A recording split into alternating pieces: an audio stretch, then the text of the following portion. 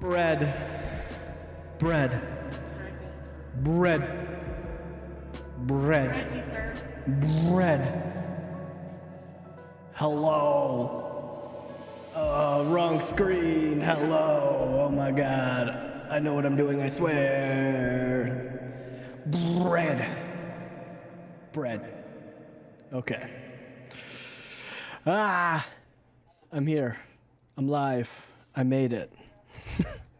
I swear I made it. I swear. Whew. All right, friends. All right. So, I've got a plan. I'm a man with a semi-formed plan. Today, we're going to be playing Dislyte. So, the plan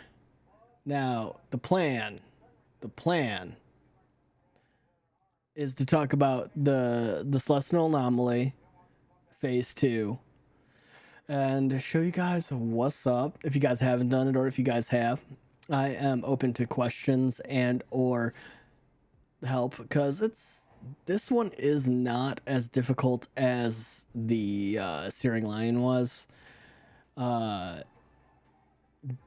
there's a lot to be said about it. There we go. My music is back. I can go a little louder. All right, there we go. But there are still, good teams, and that's what we're here to talk about, and also to do my dailies. So amongst the dailies, as well as looking at the what the buffs give you, as well as overall just the event in total for phase 2 is what we're going to be looking at, and also looking at some of the extra stuff as well, because I want to look at Ginny and also Lion Daddy. Lion Daddy. Javid. Same thing. The only reason I know I can pronounce that is because in NCIS there is Officer David, and she's my favorite character. Lion Mommy. Well, she could. I mean, she's got the hair for it. I'm just saying, Lion Daddy. Not wrong. Got him. But we're gonna take a look at all those, as well as some formations. Wow, what's up, Scott? Nice to see you, Fran. But that's kind of the plan for tonight. It's gonna be pretty chill. It's gonna be pretty vibey. It's not gonna be anything too serious. So I want to go in and I want to take a look at it and put a couple streams quick before we're ready to sleep. Thank you, Scott. Well, I hope you have a good sleep, and I hope that you rest well, my friend. And thank you, as always, for coming in and saying hi, buddy. I appreciate you. So that is what we are going. That is the plan for today, though. Is we're gonna take a look. We're gonna meander about, and I'm gonna go over like the skill tree and stuff like that, and do a couple runs, and overall probably test out a couple teams, because that's something that I'm trying to do, as well as probably go through, look at it, gear, and see where we're at. But let's do the thing. Okay, is that the right button? Did I press the right button? I did press the right button. Look at me. I'm becoming a professional, guys. Oh my god. But yeah, let's go in and let's check it out, cause your boy needs to look at some stuff. But yeah, we're currently 390 days in. I'm going for that 1,000, man. I'm going for that 1,000. Yeah, I'm going for that 1,000. While this updates, knockout open reminder. Qualified, yes. Let's go. Also, we can do some knockout as well, because I need to change my team around. Oh, it's loading. Oh. Lol. I was like, wait, it's loading. All right. Up. All right. So knockout tallies in 6 days. So I do need to do that, as well as I do need to do those, and then I have to wait until this updates. I forgot. Yikes. All right, let's see. Is this gonna load? Okay, cool. I can grab this. And then also I have done a bit of the one thing that what we're also gonna look at today is the wait, I thought I did my maze. Okay, yeah, my maze doesn't refresh until tomorrow. But also, we're gonna go over Chaos Realm today as well, because I've got 25 out of 27, and I feel like it's important to understand. It's important to understand it as well, because you can get a lot of rewards, and also going through has been interesting, because I haven't seen a lot of people talk about Chaos Realm, which I find very interesting. I find it very interesting. Is it gonna load? Oh, cool. It can load. It's just gonna load. Okay, neat.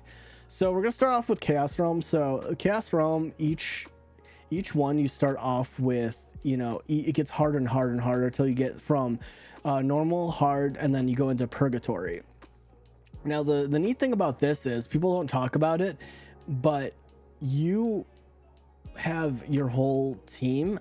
However, like with this one, for instance, doing this one is hard, because purgatory rules is your Lost Wandering, which is the ice effect. So basic rule is every 10 ally turns triggers Lost Wandering, which prevents one ally from taking an action. Lost Wandering can be triggered up to 2 times, 3 times, then 4 times.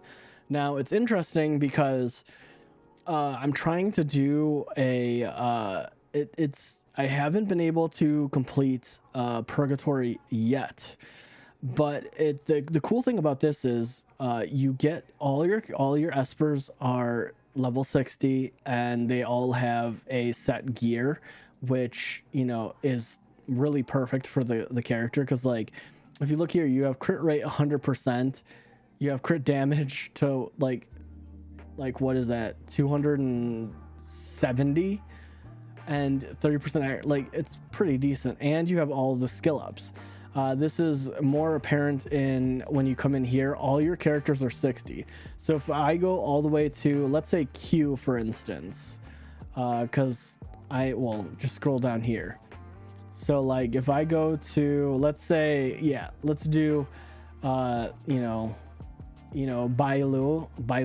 or whatever, White Snake. I don't have her at 60, but she has the preferred set, as well as the skill ups I think I have up on her, but she has gear, which I know she doesn't, and I know she's not 60 for me, but like they level it up. So like literally all your characters are level 60, which I find super cool, which I'm happy Dislyte did, because it brings more viability to, say, you know, if you don't have, let's say like the one character nobody uses anymore, Helena, you know, she's level 60. I never leveled her up past 30, I think, but she literally has the best set for her, which is she has currently, like, what is that, 59k HP, like just essentially she has the perfect set for her, and all the skill ups, which is amazing. So there's literally no restriction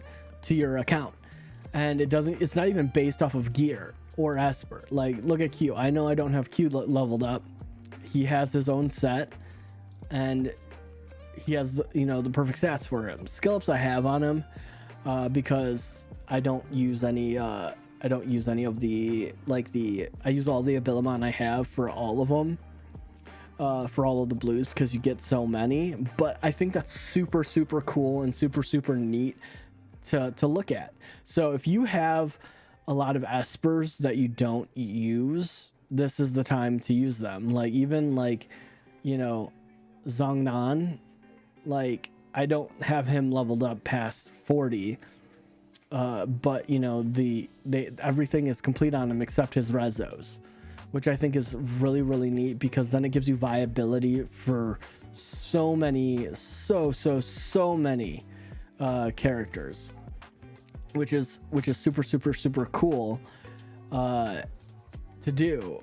And I think it just opens up a lot of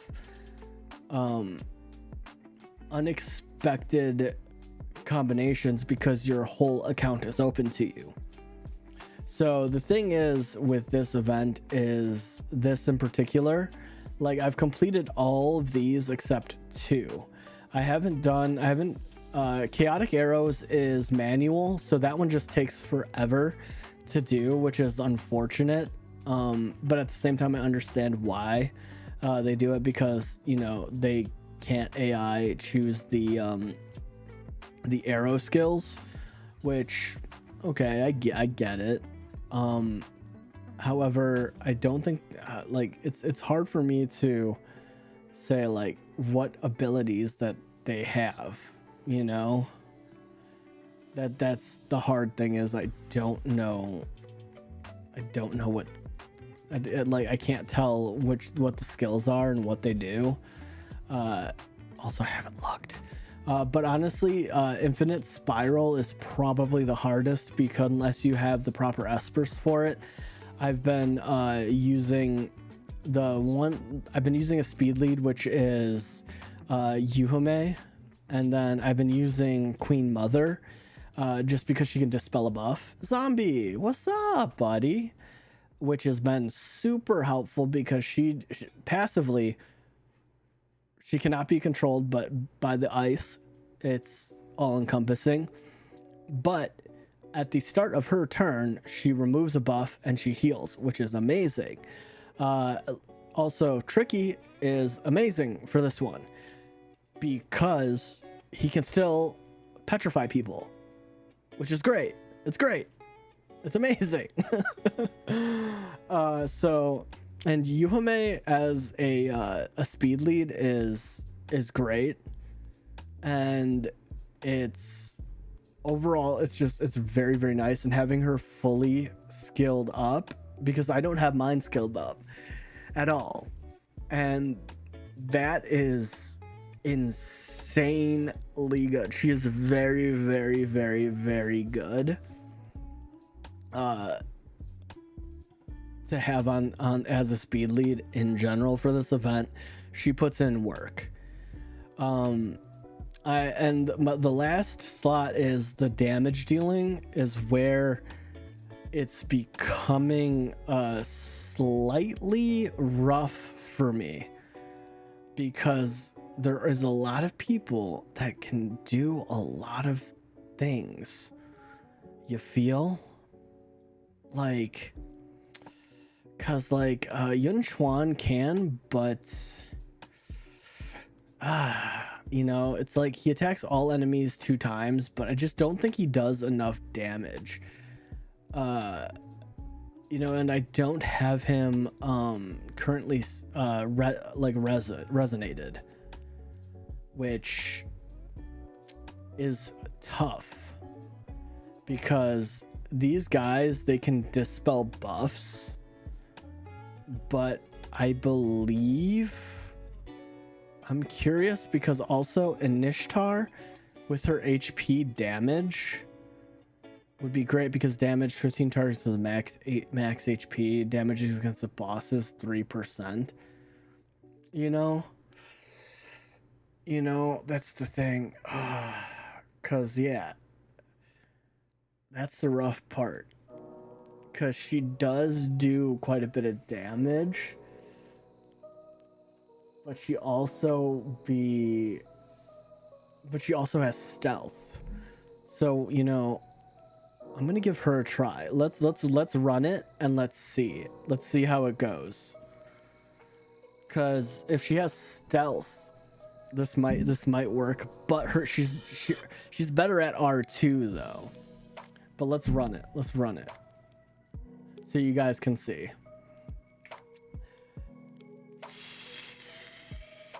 But you're gonna see, like, Tricky's great as a controller, because, you know, she Like he does what he needs to do, and it's important to put your healer second to last, because you want him to be. Ahmed needs to heal through most of this, but the huge thing is like the huge thing is the fact that once she goes into stealth and she does AoE damage, I don't know how well that's gonna go, you know, because of that the fact that Poseidon does AoE damage.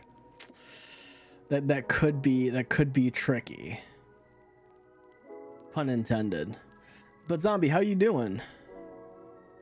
How is your day? Are you home from, I'm assuming you're home from work?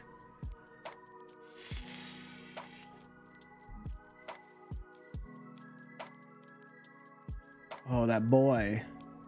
Because they do a lot of AoE damage.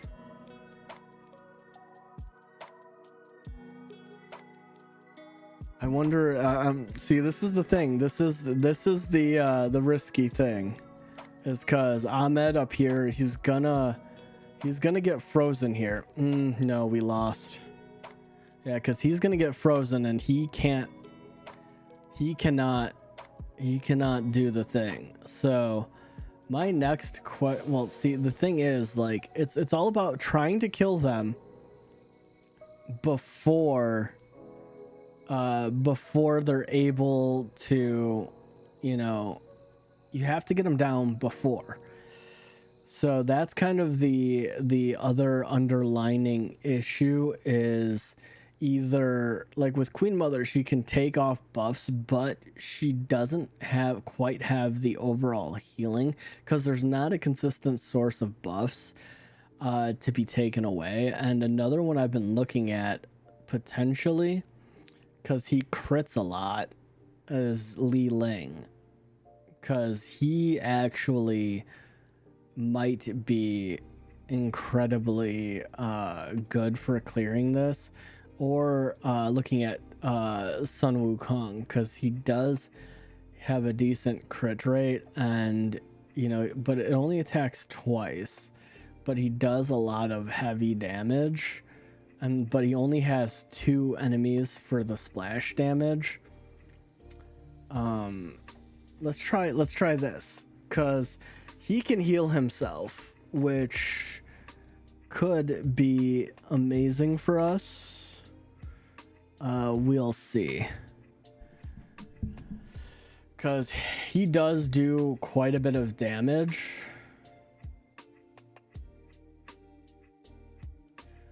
But again, I don't know, because also, like, the other thing is we could technically do hide,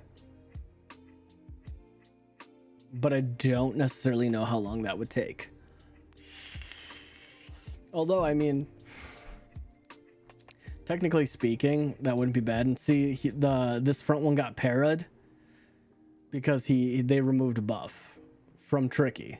But the thing is, you know, if they remove any buffs or debuffs, like, Tricky will, you know, he will get what he needs. And see, she removes debuffs from that, 1 debuff, which is huge. So, you know, Tricky is just there to, you know, essentially para them. That's kind of where he's at, because he still actively does things, even when, just like Queen Mother, even if they are frozen, they still do things. That's the key part, is my thought process, is they still do things whilst they are essentially debuffed, which is huge. And my next question is, see, they heal too much. See, Yeah, see, he doesn't do damage, and yeah, he is not unfortunately gonna work. My next curiosity is I want to put hide in. I was avoiding putting hide in for an unknown reason other than I'm, I'm being pretentious about it for some reason, but I think hide'll be good because he can't be buffed or debuffed, and his buff can't be dispelled, and he heals himself, and he eventually takes their health away. So that's pretty good, and Ahmed really will stack with him very well. So once he gets, he'll eventually get to 50 stacks, but there's no turn limit. But yeah, we'll see, because I need to wait for the update to happen. So we've got time. And then hide also does AoE damage, so that'll be good. And luckily he starts with stacks, and eventually, like, he can carry a combat. It just, he'll take a long time. And not to mention, his AI is pretty smart on attacking the lowest HP enemy, and his buff can't just be dispelled, which is great. So honestly, it's always gonna go for him because he has the most debuff or buffs on him, but it can't be dispelled, so it'll always go for him, which is amazing. And Ahmed is great for him. And not to mention, he does have the capability to steal buffs as well, which gives him more stacks. And if any of them die, he gets more stacks until he hits 50, which is great. So in theory, he should be able to clear the fight. It's just gonna take a while, and if any of them die, it's fine. And he has the res potential, so he's actually gonna be pretty strong throughout the fight. So, like, see, he's doing the AoE and he's just instantly healing, which is great. And then he's gonna start taking away their HP cat ceiling, which is dope. So we'll see how it goes. I mean, they should get rid of Queen Mother here, or Ahmed, or not, which is fine. That's peculiar, but their AI isn't that smart. Good, 2 of them are down. Now he's at 50. Now he has full damage at this point. So now he's gonna take out him, and then he's probably gonna go for Poseidon next. And honestly, they're just healers, and then the fighting isn't gonna be a problem because he's gonna be able to heal through it. At this point, he is kind of stacked, so I don't see a problem. Because even if they AP down him, it's fine, because he does have the retaliation attack, and he does have the ability to heal. So no matter what, even if they AP down him or speed, and his healing, they can't. If it was an Ahmed we were going against, I'd be more concerned, to be honest. But now that their fighter's gone, they're just gonna dispel and add defense buffs, which is fine. He's still gonna out heal them and out damage them because they're gonna attack, and as long as he hits the retail attacks, like, it's done. So yeah, hide, it literally will carry. If you have hide as I have him R2'd, I believe. His R2 gives him a slight advantage, having breath of the deep stacks, 2 of them to start out. But his R2 isn't really necessary if you combine him with an Ahmed. If you have an Ahmed, that's great. But if not, no worries. No worries. He's just super. I kind of figured he was strong for this because honestly, Queen Mother is just there for the passive, like 1,000 healing. She does. Oh my god, I have burps. I have hiccups. But again, you want to stack your DPS towards the back. If you have a speed lead, great. Like Yuhame is the one I've been using for this whole chaos tower thing. For this specific one, I do like having Queen Mother. She is a free unit. So she is super helpful because, I mean, if you look at her protection, she's doing 39% of the healing.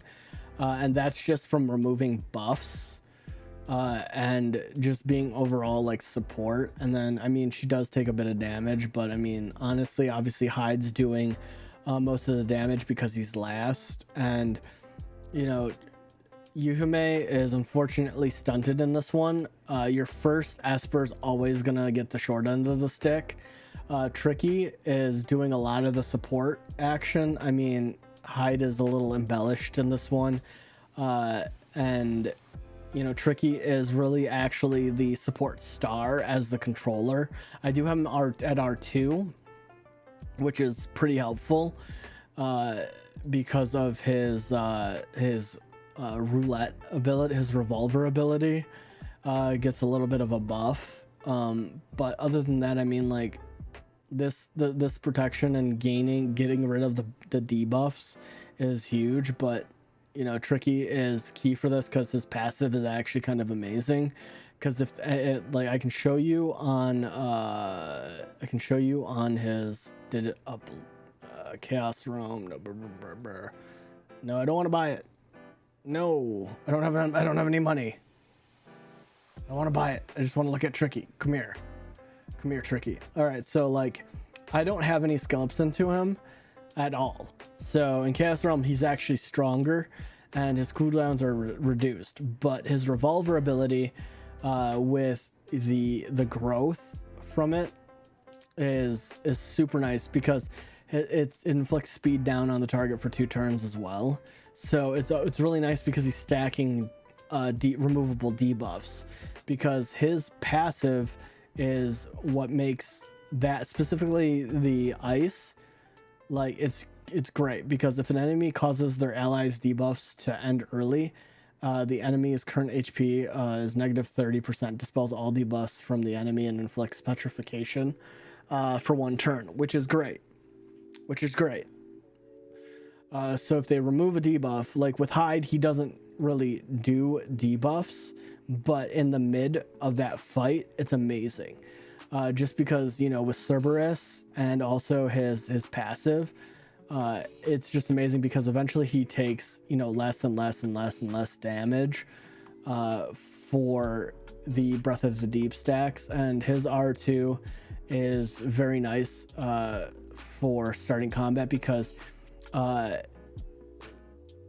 it allows you to have them for subsequent rounds, and it doesn't go away. In that case, you know, there's no multiple rounds, but it makes it very, very, very, very convenient for multi-round. But overall, you can do that with an R0 and still have great results, just because Hyde is very much so just really strong Esper in general, which I can appreciate. So let's go. Okay, can I do the thing I wanted to do? All right. All right, let's look at the club task, go sign in. Okay, sticker. Oh, that's super easy today. Cool. All right. I don't know why someone's doing Donar. Oh, cool. That shows how many that you have. I didn't even notice that. I'm at 33. Oh, that's nice. That's super cool. I did not know that shows. Neat. All right, let's get this. Let's get the dailies done. No, that's Ritual Miracle. Whoops. Let's build some of these up. Let's do this real quick. Like, yeah, let's just blitz one very fast. All right, close, done, done, done. We'll come back to the rest of those. I just want to get the club stuff out of the way. Did you see you can multi-battle 20 times? Yes. It just sucks that you can't AFK. Still, like, you can't close the app, which sucks. But I do enjoy it because that 20 times is going to help you with this over here. So with these, so you can essentially, well, not that, but like with the clear any ritual miracle stage 110 times, you can clear this passively while you're playing, which is super, super nice. So that way, you know, you can do 20 at a time. So that way by day 7, when it's, you know, by day 7 when you're sitting there and it's just like, oh yeah, by the way, I want you to do 350. I mean, you'll be closer by then, but you can essentially just passively do it or just do it while you're napping, you know? I mean, that's kind of dope. Which, I mean, napping. I mean, hey, look, if you want to nap, you can nap. Like, play the game whenever you can. So, yeah, speaking of that, 4 times. I need to blitz this. Do I have enough for 4? Yeah, I do. Okay, let me look at missions. Oh, damn, I don't have any for... That's sad. I don't have any of the things. Like, it's just enhanced equipments. That sucks. I wish I had some of those today. Keeping phone on charger though? Well, yeah, I would hope. Otherwise, you're gonna wake up and your phone's gonna be dead. No alarms. No alarms for you, cat. No alarms for you. All right. Let's do this and then bloop bloop. I'm not concerned about these because I need to sell them anyways. I'm still working on a steady clear team for 16. I have not been successful yet. So yeah, luckily, yeah, I know this is true. This is true. But if you do that every day, I mean, you're gonna be in a lot of pain. All right, yeah, let's do claim, bloop, and then, okay, ritual miracle. I'll do these 3 again. 1, 2, 3. I just like to burn through these very quickly. All right, I'm done with those. Okay, so I need to get into. What the hell happened? It was a noodle. Oh. Oh my, water and ice. Oh no. Gone. I hope that didn't spill too much. It did? Oh yeah, I see the lid. Oh no. Yeah, don't look over here. I'm not. You're gonna be mad at Noodle more than what he did earlier. Yeah, I don't know, maybe. All right, so this is the Celestial Anomaly. Currently, we are on a unfortunate unlock in 2 days. I can't show you the team I used for 60, but I cleared 60 very easily. The Void Messenger is not hard.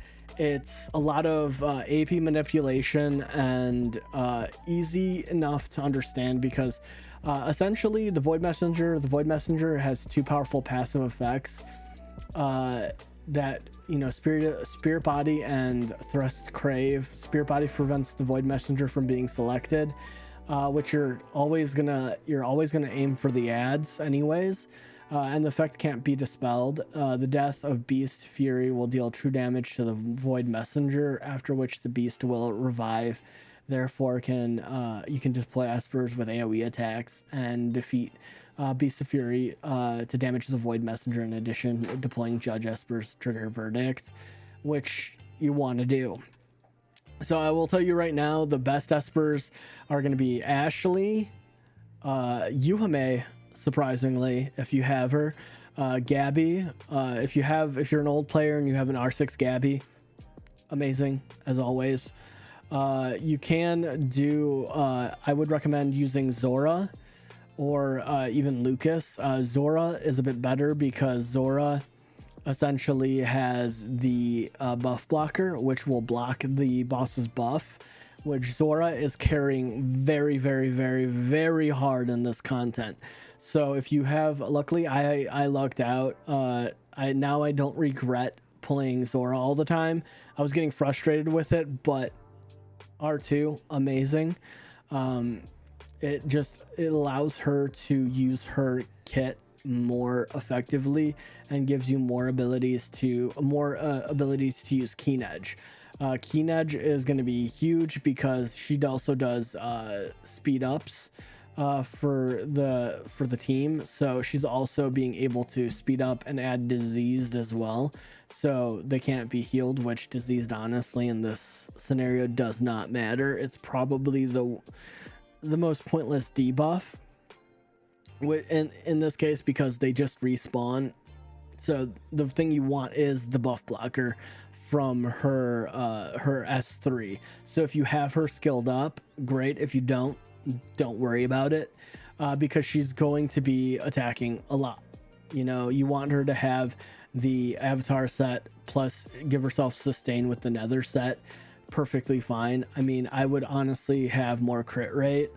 My 30% crit rate is terrible, but crit rate would be nice, and then a bit of accuracy never hurts anybody. That's great because, you know, you'll have more chances to proc buff blocker. Defense down is nice as well, just because you can hit harder, but the defense down isn't super bad. But the thing is also balancing out the fact if they respawn, they drop the buffs, which can be it's a little bit of a balancing act because you want buff blocker on him. Otherwise, he gets an attack up, speed up, and defense up, which can deal a lot of damage. 60, not bad. I mean, I completed it in one try. I will say this event is not at this phase. It's the same event, but this phase is not as hard as Withering Messenger. I finally beat floor freaking 110, but by God, I'm stuck at I'm getting absolutely slayed at 115. Unfortunately, I cannot beat this, but the team that got me through the 110 was surprisingly Yamato. Yamato put in so much freaking work for me. I was surprised. I was honestly surprised. I did not think he was going to do anything, but I mean, he's an excellent speed lead, and with just his S2 starts out, which is great because he gets buff blocker, and also he ups the crit rate per stack, which is awesome.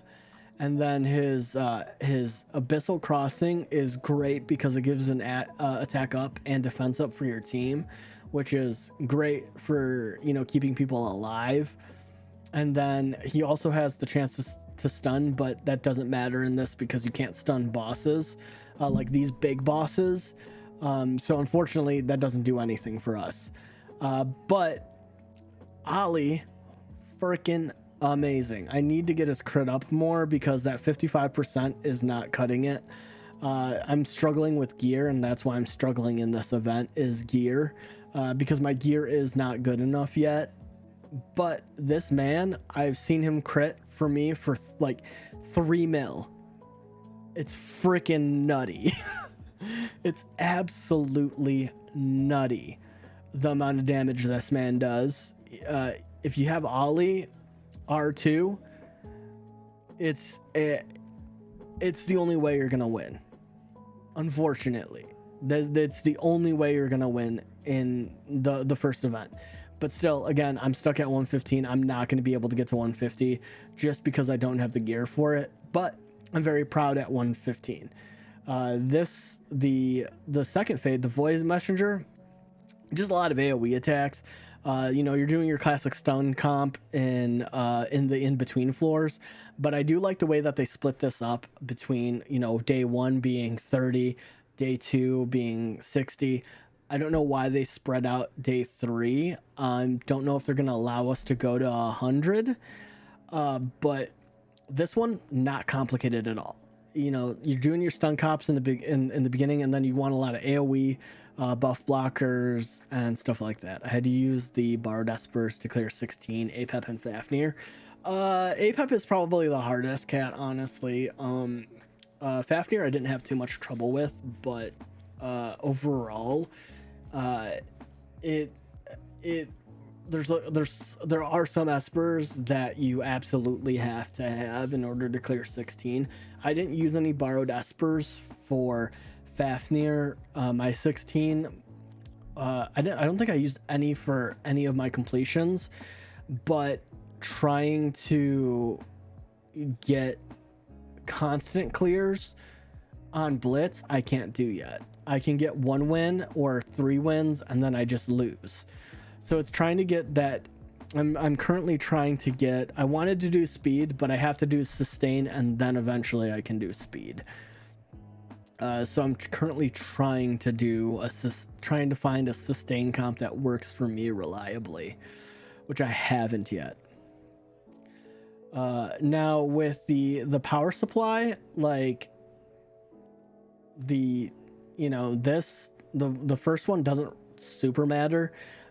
But now that you're at 60, the thing is, like, what I suggested to like Kat and everyone is to save, because I saved all of the extra ones because I finally finished it because I was waiting for this last one, but I couldn't get it. So I saved all this, so I'm like 42% into this one, which helped me out immeasurably, because I'm essentially ahead of the game in the sense of these. So currently I am just leveling these up. Like I have these to 20, these to 13, and I'm slowly making my way up, like just doing essentially like max when I can. But unfortunately, like with this one, I have like 715 that I can't use because there's no more buffs. But the Soaring Goat is extremely important, like with the buffs, because like Verdict, I like the way they have it stacked at 5 for Judge Espers and then true damage. But what people a lot of times are forgetting is the Encompassing All is for rare espers. They get 6% of a HP attack and base attack, base defense. Epics get 9, and then legendaries get 30% boosts. So the Encompassing All is going to be very, very important for the legendary espers you have that have rezos in them. And it also scales for each resonance. So if you have a massive rezo, like if you have an R6 like Gabby or Lucas, they're gonna do a lot of damage, because that's 3, 6, 9, 12, 13, 14, 15. That's gonna be 180% more damage, like base HP, attack, and defense. It's nutty. And then do we know, like, we don't, oh, we do know. So like, and then this is going to be all true damage and vulnerability, which is going to be dope. It's going to help you cycle through more of them, which is going to be interesting. And then also another one I want to point out is this Condemned. So Judge Espers will be able eventually. So by 10, I think it's going to be 50%. And then it gives them additional verdict stacks target when having elemental. And then eventually it probably is going to go to 100 once you get to there, because then it's, you know, you're getting more chances to inflict another 5 verdict stacks. This condemned is going to be huge, huge, because this is just more damage, and then this is just more damage, and then this is just more stacks, and you're just essentially going to get more stacks, and this is just more damage. So it's just damage, and then this is just going to be the stacks, and then the more stacks. So like, it's very, very, very, very important that you fill this out, because with Chimera, which is the soaring goat, these are both connected. So if you look here, I did manage to get 50,000 at the end. So unfortunately, I was not on the leaderboard here. And able to, if you look here at 42, I got 42 million right as the event ended, and I didn't pursue it in time. But right now I'm sitting at 11, which is still decent. I'm still close. I'm still breaching 10. So I mean, I'm very close. Like, see, you can look at these teams. Oh, that's actually kind of sick. Gabby. Maybe. Okay. I might have to look into that. But all these are like 27 million. Like, these are all based off of a combining total. So if you can get 25 million for every, I think it's 10 to 1, for every 10 damage, you gain 1 point. So that's why this is important. And we'll do a run, because I'm actually curious about, where is our boy? Because I know Longman is supposed to be very, very good in this. And then, you know what, I will throw Gabby on, because Gabby's always nutty. And then Clara is very, very good. And then Ash. So my first team is Mateo, unfortunately, is needed for the first comp as the speed lead, and I forget her name. Elaine is needed, because she does, her S3 deals so many stacks for damage. So she attacks all enemies and 5 times, plus this is an extra 5 times, which is 10, which is nutty. And then, you know, just the S1 is fine. I mean, you can't sleep anybody, but the attack down is great. And then also buff blocker and sleep is amazing. So it's kind of a thing where it's just like, they're just crazy. But I'm actually going to try this team, because Gabby is nutty and mine is R6. So she should do a lot of damage. I'm curious. But as you can see, when we go in, I love the way that they formatted this. I have a sneaking suspicion this is the way Shade Mother, not Shade Mother. Wait, is it Shade Mother? I guess it's Shade Mother. I believe that's how Shade Mother is going to work. Because over here, you have the first team. And then once the snake comes into play in like 3 weeks or whatever, you'll be able to essentially rotate. And seeing as we have three bosses, and then, you know, we have the final, like, Shade Mother, she's going to be in like the center or something, and you're just going to spin around the map and see all your teams work. That's how I feel they're going to go, because right now, it looks like they're with the turn order, it's a little weird, because that lag is not from my PC. The lag is them stopping and allowing them to make a move, because these teams are working in tandem effectively, because each person takes a turn, and then they stop, and then they take a turn, and then they stop, and then they take a turn. So it's kind of a thing where it's just like, you stop, you take a turn. So it moves. I hope they're able to clear it up a bit, because with this one, With this, it doesn't move completely fluid.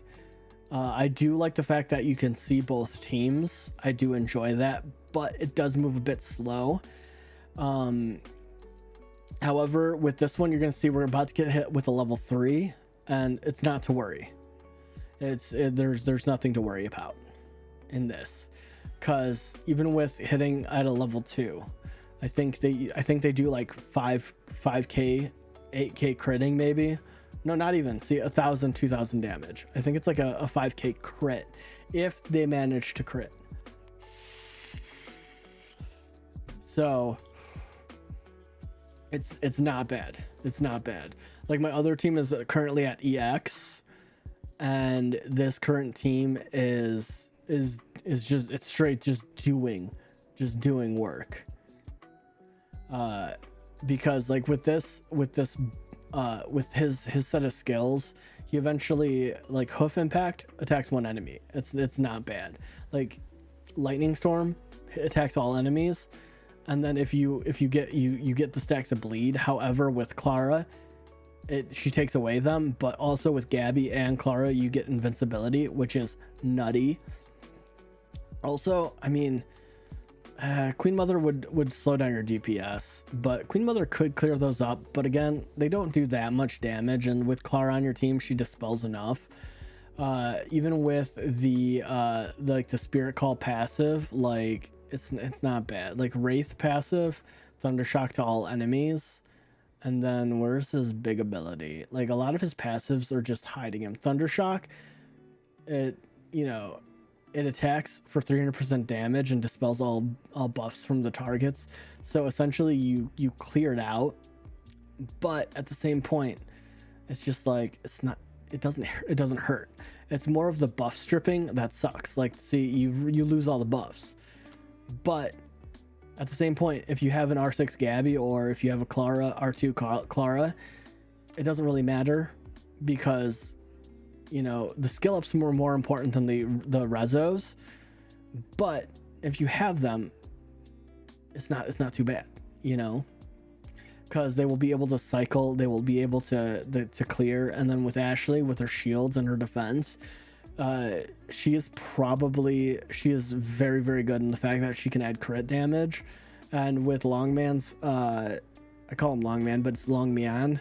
Longman he's able to AP manipulate, but at the same time he's able to oh, they're still alive. Okay, sick. I thought they were dead, but all their attacks attack each other. But there's a lot of survivability. Plus, with the buff blocker and the tack downs and defense downs, like they do medial damage. I'm hoping to pull off I'm hoping to get EX plus here. With the buffs I currently have, I cannot get EX plus quite yet. I'm going to continue. Why are you telling me to leave? So right now I'm currently hoping. No, I won't, because yeah, they died. Because both of their ultimates attack all teams and all sides. Ah, man. See, I'm stuck on S. So S here, but in time, I know I will get more once I have more buffs in. But it's all about the skill tree. So I mean, it's kind of a thing where it's like you want to fill out the skill tree really bad. So currently, not bad. We're still stuck at EX, but we're sitting at 19 mil. Our highest was 27. So it's kind of a thing where it's just like, well, we're gonna get stronger. And it's all about the advanced strategies in this case. Like you want to get all of your buffs and everything leveled up, because these are what are literally what are going to carry you. And getting if you manage to have rezos on legendary units, putting those, even like the epic espers, like Long Mian having, essentially, it's gonna go up as you level it up. So let's just up it to 10 to make it even. having 60% attack up is insane. Yatagurasu. Did I say that right? Can I just call you Yada? Hi, how's it going? Thank you for the follow. I hope you enjoy your follower emotes. They were lovingly crafted by Kat. She's our in-house artist. So I hope you enjoy them. And hello. Hi. How's it going? I'm just talking. You can call me Yada. Hell yeah. Thank you, Yada. that helps me out a lot. So we're going over the advanced strategy and everything like that for the event. So like I said, the soaring goat doesn't hit very hard, and honestly, like I said, I'm 11th in my pool rating, my group rating, which, I mean, the thing is, I don't have insane espers like this one. You know, they're using like freaking, I wanted so bad, I wanted the little chess girl. I did not get the little chess girl. It makes me so upset, but at the same point, I get it, you know. And unfortunately, like, Sally is super strong in this event. I do not have a Sally, which, you know, is fine. And I mean, they're pretty much using the same team I am, aside from using KFC, but they're literally using the same first team as me, except with KFC. Probably because they crit harder, but you know, like, even the flower lady is very, very strong because she attacks a lot. So I mean, like, that's pretty sick. And then Sally is super, super, super strong. So if you're a new player coming in, Sally is going to be sick nasty. Unfortunately, I don't have Sally at all. I have Lucas. So unfortunately, I don't have, you know, a great support, but she is fucking wonderful. And I mean, honestly, little chess girl, chess lady, she's strong for any content. And then, you know, you do have Yuhume. She is very good as a speed lead for this, but unfortunately she does tend to die. But I think Sally could easily take care of that, but Clara does not work very well. However, like, Ahmed and Yuhume work very well together, but unfortunately, like, I don't have Sally, and I do have Lion Mama, but I mean, I don't feel that she's great for Soaring Goat. I mean, she's a judge esper, but she has that first impact of damage, and then it's all one hit damage, which is okay in my opinion. But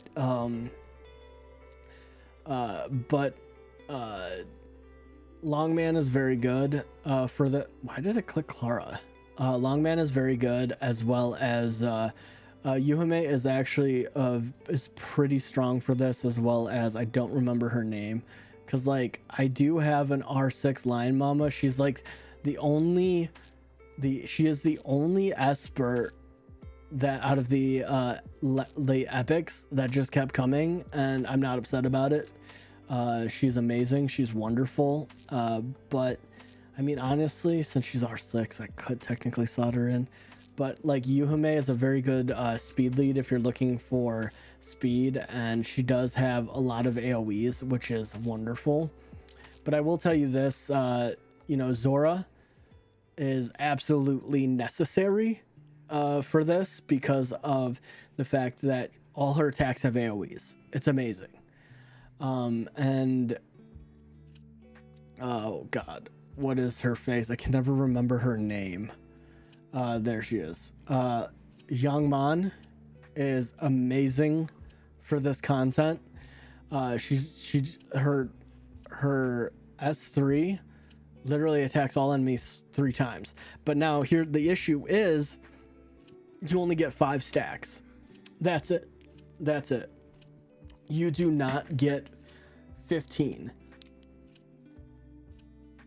If you were able to get 15 stacks from the Waters of Leth, you know, Gabby and Youngman would be nutty.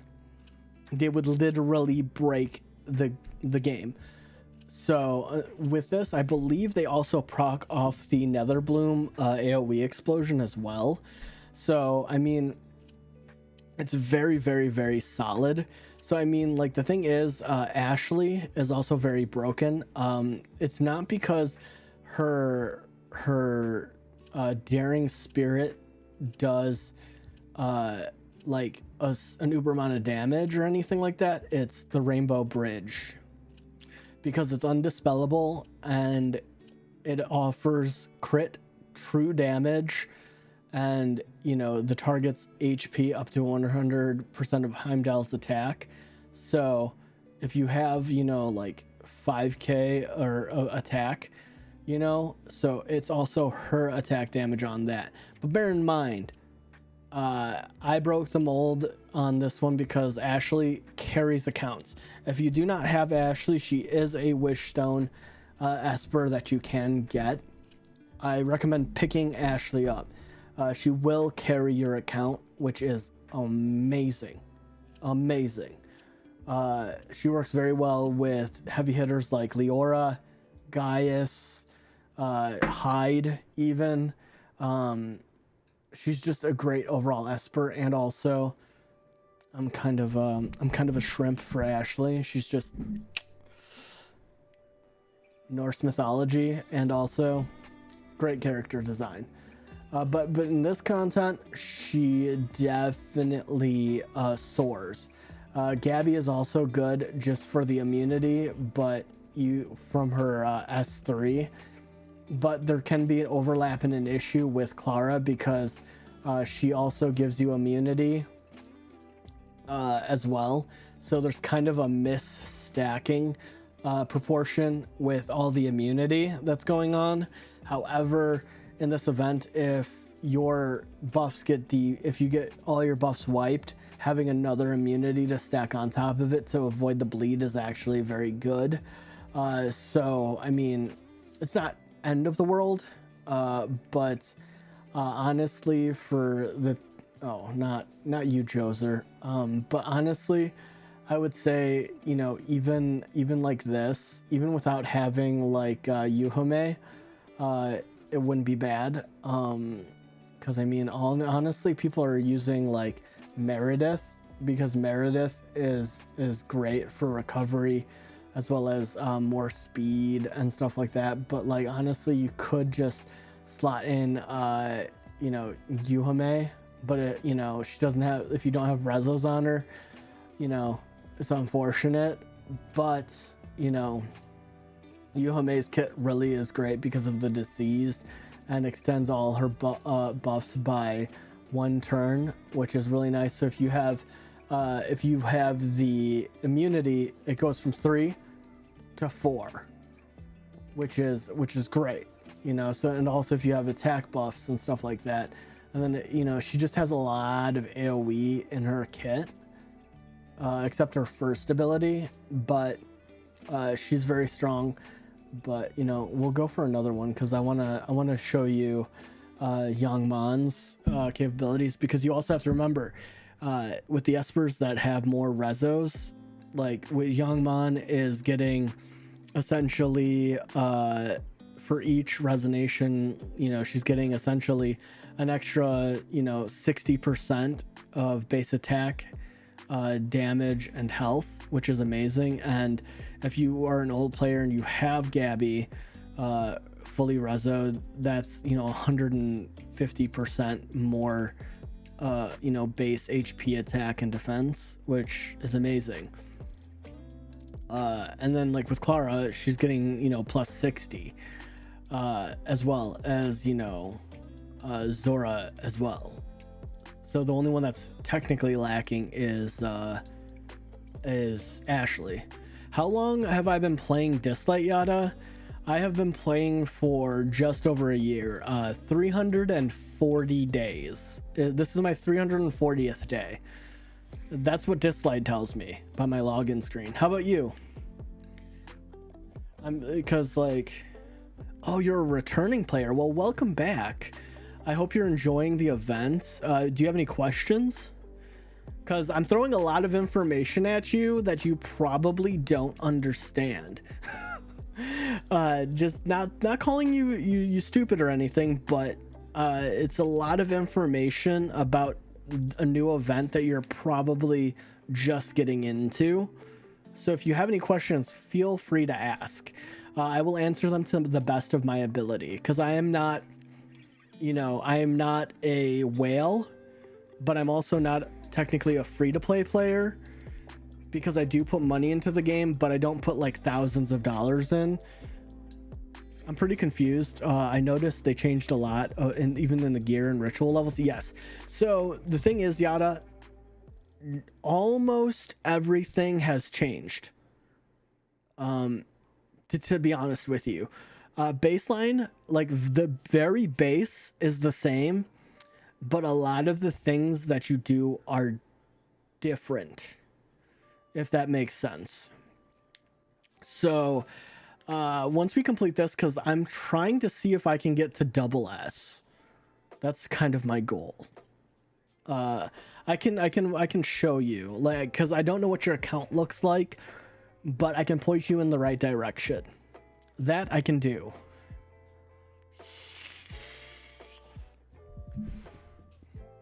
Because I don't know where you were at when you were playing before, because you could have had nutty luck and you could have easily got, crazy far. I made it Chronos 15 so far. That's not bad. Chronos is the first one you want to complete and be able to do. So what I recommend is, depending on what espers you have. Oh, wow. Okay, you old. Okay. Yeah. Wow.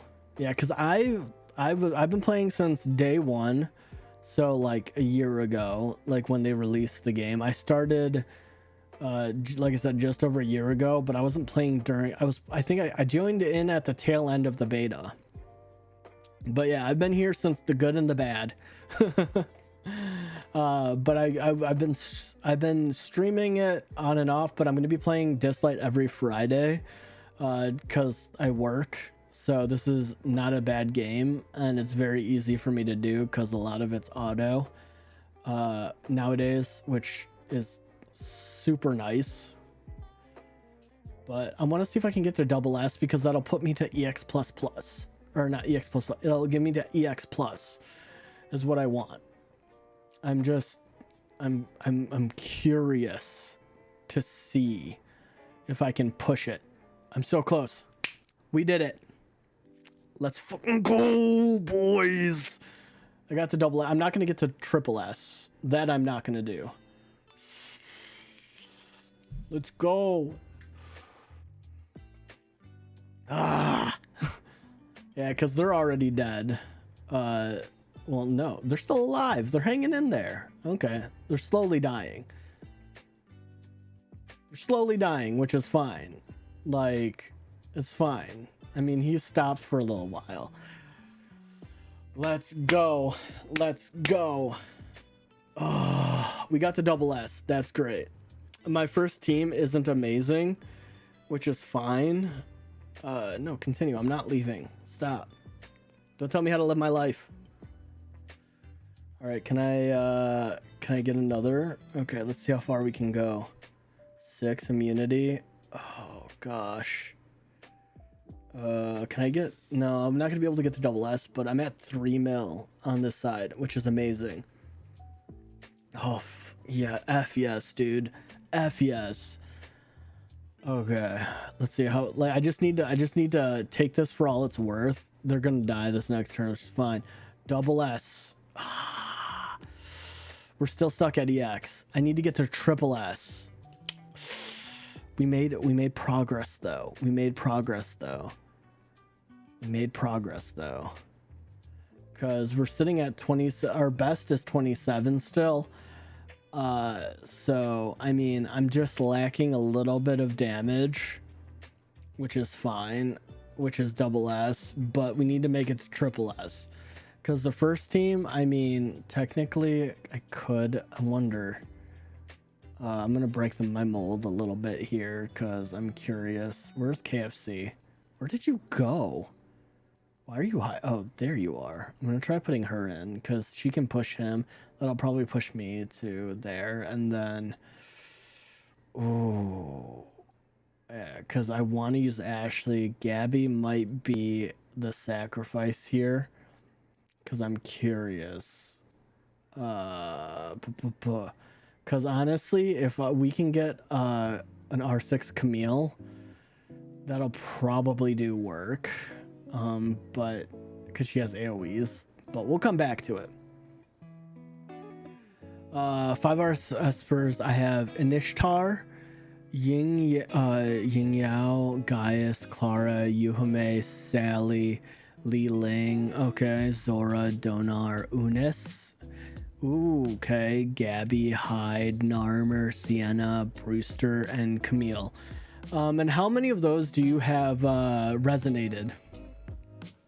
Because with this, with the reso system is changed now. So if you look at, like, I'll use Gabby because yeah, you have Gabby, and Gabby was the fusion unit. So if you look at a resonated unit, so like the first one always gives a minor buff, which is like final damage, like plus 10%, and then you get a new effect every 2.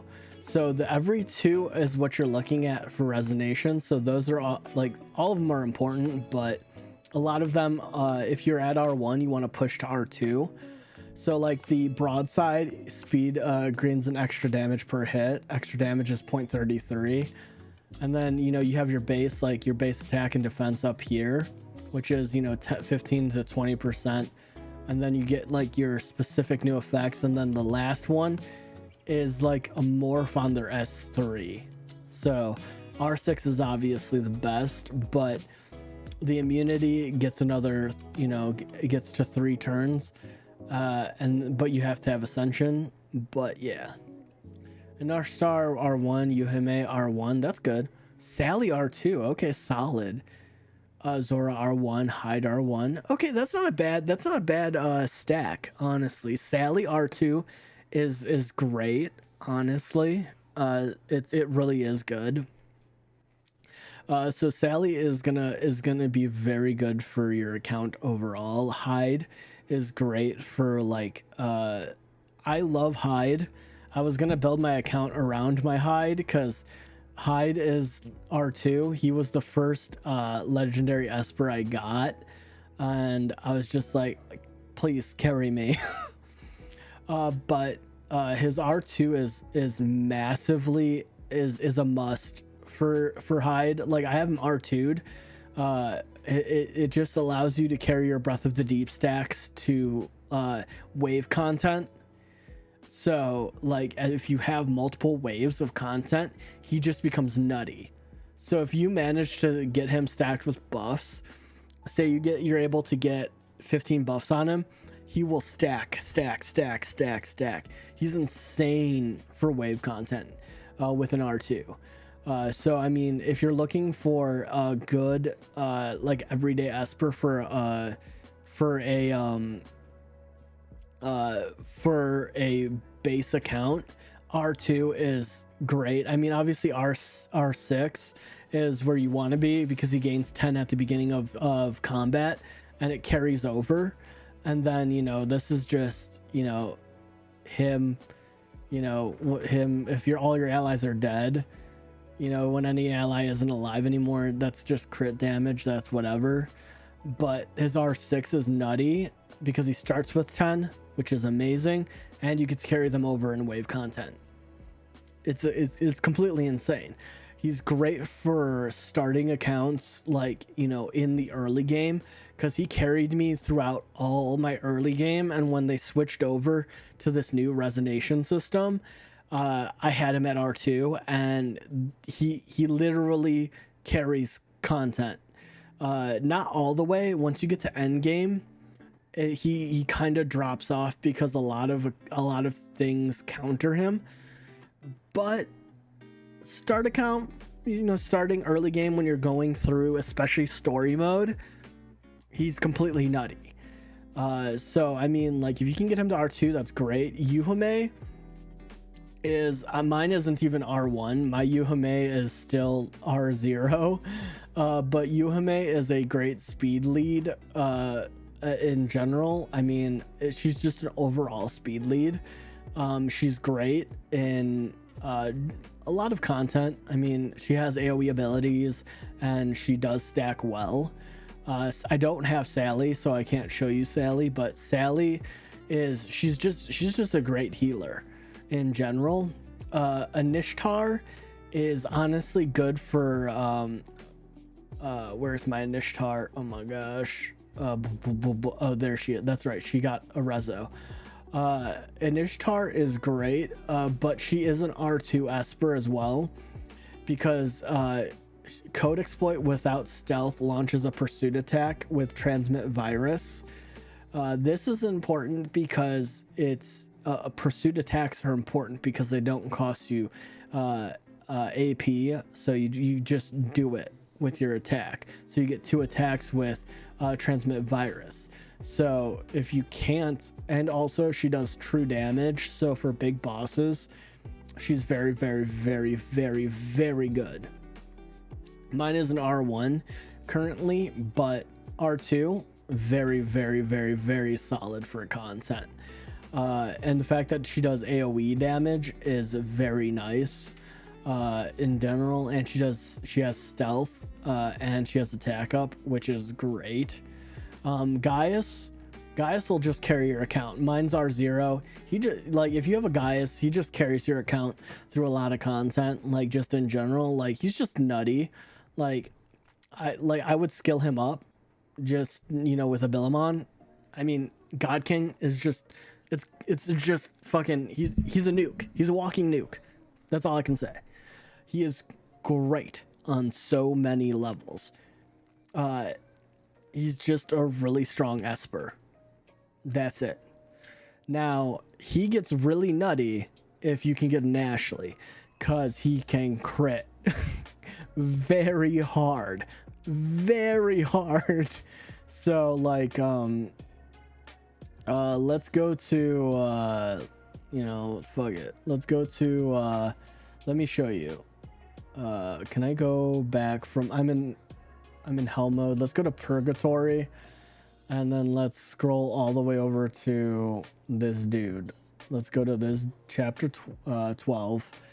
I'm gonna show you something that I didn't have doing purgatory. I didn't have Ashley doing purgatory. Let's do 12-16. Let's do the boss guy. This is the team that I was using for that. Let's get rid of all these dudes. Honestly, let's go Gaius, Ashley, and then let's put Ashley in the front. You know what? I'll even throw, honestly, ooh, you know what? I'll even throw a Yuhime in. I'll show you something fun. And then these are 139. Let's do Clara for AP push, and then fuck it, I'll just throw her in. But we're just gonna battle. This is gonna be completely broken. In all honesty, I don't technically need you know, I don't need Gabby or Clara, because honestly, I guess I could have technically, I could have taken them out. But if you look at the Rainbow Bridge, and then if you look at him, look at this dude, fucking 12k is nutty, quarter of their health. Like, this is just the first wave, you know. And then just the buff stacking completely, the debuff stacking is great. Like, you know, 11 he like Gaius just keeps critting, you know. Like, these, like, just look at him. He just took like a third of the man's health in phase 1. You know, he hits like a dump truck, and he keeps on going. Like, nobody else's damage matters, but like, this man just keeps critting. You know, like, this is completely passive. Like I don't even have to worry about it. Like honestly, I could have done without Gabby. Clara is just nice to have, you know. But again, Clara is also nutty for her AP pushing. Like the team I have on here right now is just overkill. But like, it's just crazy. It's crazy. Like, if I would have had, you know, Ashley and Gaius when I was doing Purgatory, this would have been a cakewalk. Like Clara was the first healer I got, legendary healer, and you know Clara's very strong. I have also Ahmed is very good, but the team you have is pretty solid, honestly. You know, Zora's very good as well. So honestly, with Hyde, Zora, Sally, Yuhame, you know, as 4, and then your 5th being, you could throw Gaius in just for giggles. Like, I like that alone. I didn't even have to look, you know, because yes, yes, this team is kind of busty for this. Like, it's baby work, honestly, but the point is still proven, you know. They're very, very, very good. And the one thing I will tell you, Yada, is go to your prep room, look at Esper Fusion. You probably looked at it. Like, honestly, I would do what you need to do to get Lucas. Lucas is very easy to get, and he's very easy to resonate if you have differing Espers. Now, the thing is with Lucas, I can't show you anymore because I maxed him out. Lucas is very easy to get. He does not, I don't hear enough people talking about it. The Espers you use do not disappear. So if you have the Espers he's looking for, put them in. They do not disappear. So like if you have a lot of normal, like the blue Espers all maxed out, use them, and then use the ones that you have at 40 and stuff, and then you have the rezos and stuff, or whatever his acquirements is. Use the small ones first and go bigger, bigger, bigger. It took me, like, I spent more time waiting because I was too afraid to, you know, use the Espers because I thought they were going to disappear, but they don't. But use him, get him. He is very, very, very, very strong. And then I don't know if the Fatum sisters or Queen Mother are still going, because I have both of them. I would get them. And then honestly, before you get Everett, I will say this: before you get Everett, don't worry about Everett so much at the beginning, because he's more of a PvP dude. I would work on Alexa, not because you're going to use her, but because she's the stepping stone to Everett. Okay, I guess he's not the reward for beating the tower. No, Sally is.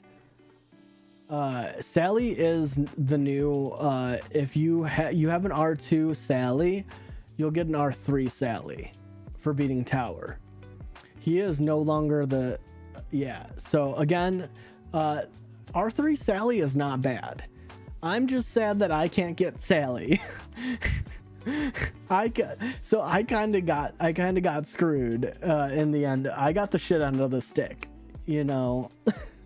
So it is what it is. I'm not gonna cry about it. Lucas is very good. So I would get Lucas first, because he's honestly very easy if you have a broad account.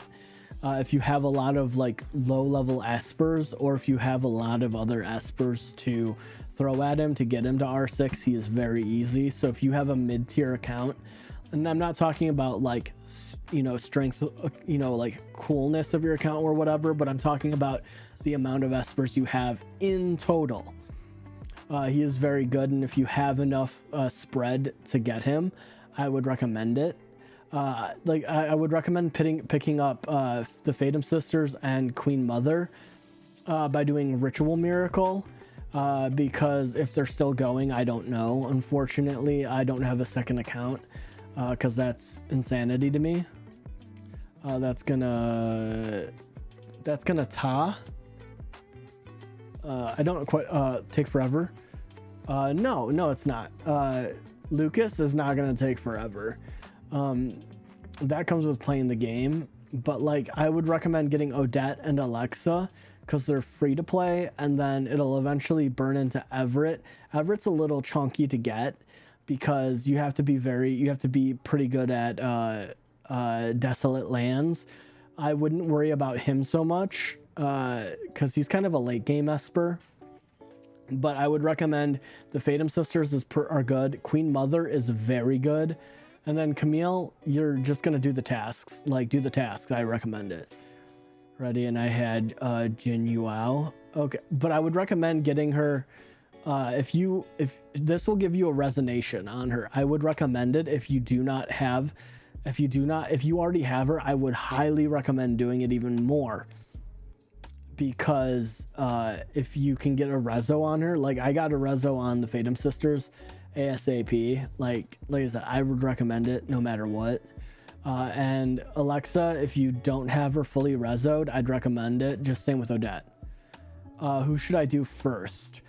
It depends on where your account is. I would start with if you have Alexa R6, then I would recommend starting with Odette first, because Odette leans into Everett. And then obviously stick with Camille, because Camille's all task based. So do the tasks that she has, and it takes forever. Like, I'm stuck at waiting on Sentinel hunts. That's a club content, but I would recommend just doing the tasks that they have set out. They're all passive tasks. But if you're looking for active, I would start with Odette. If you don't have Alexa maxed out, do Alexa into Odette, and then from there you can passively build up on Everett. But I would recommend doing Fatum Sisters and Jin Yuao at the same time, because their Ritual Miracle, which if you go into the Ritual Miracle, they'll just ask you to do it 3 times. There'll be like a box here, and the espers you can get from here, it's all passive content. Like, you should be doing this anyways, honestly. Like, even if you can't, it doesn't matter where you're at. It says I need crystal shimmer diamonds. Yes, so that comes from Desolate Lands, and you get them passively from rewards. So obviously you just have to score an A+, and you'll get the shimmer diamonds. So this is, like I said, it's all about completing content. You need to score an A+, bare minimum, which is not super difficult to do. Again, it's all about how you're filling out your team.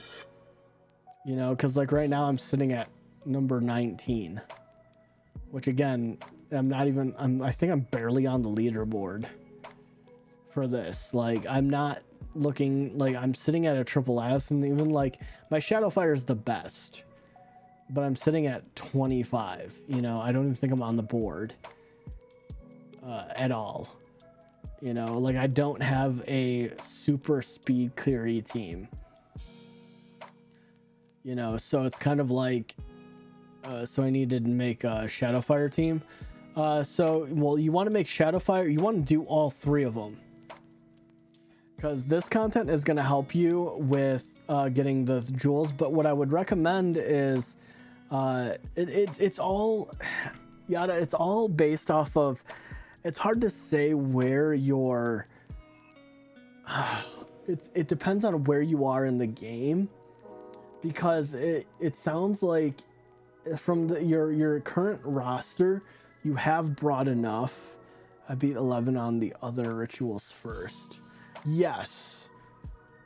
So like, that's the thing, is if you need gear first. So the thing is, the huge thing is gear. Ritual Miracle is going to be your best friend, because you need to beat all of these consistently, bear in mind. Because the gear is what's going to help you push to get everything.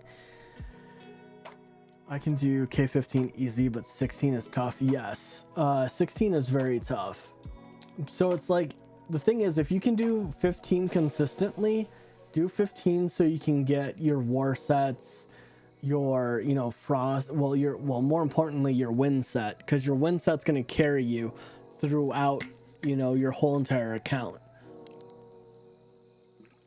Because a lot of people use the wind set as well as the war set. Frost is kind of niche, but again, like, all of these are going to be great. Like, the thing is, I need Ali, and once I get him, I'll be Ali is okay. Honestly, Ali, I mean, I don't even use Ali in my Chronos team, or, you know, and I also don't use him in my APEP team. I'm still working on a perfect 16 comp, but like, and you know, I don't like Ahmed carries, you know, freaking Fafnir, but I'm working on consistent 16 clears. I haven't got there yet. I've beaten it, but I'm looking at teams. I'm building out teams that I don't have to worry about anymore. That's where I'm at. I'm just consistent clears. But like, again, you know, there's a lot of content like with, you know, Sonic Miracles and more importantly, the Sonic Rift. You want to do Sonic Rift to level up Espers. That's if you don't have them all 60, the ones that you normally use. So it's very important because the way that they fashion gold is very different now. Cronus team is Zhao Yin, Gaius, Anishtar, Sally, and Lin Zhao. Lin Zhao is okay. Sally, I mean, yeah. Anishtar, yeah. Gaius, yeah. I mean, Zhao Yin, I mean, that's okay. That's not a terrible team. I mean, Gaius just kills everything. Like, I don't use Gaius in my Chronos team.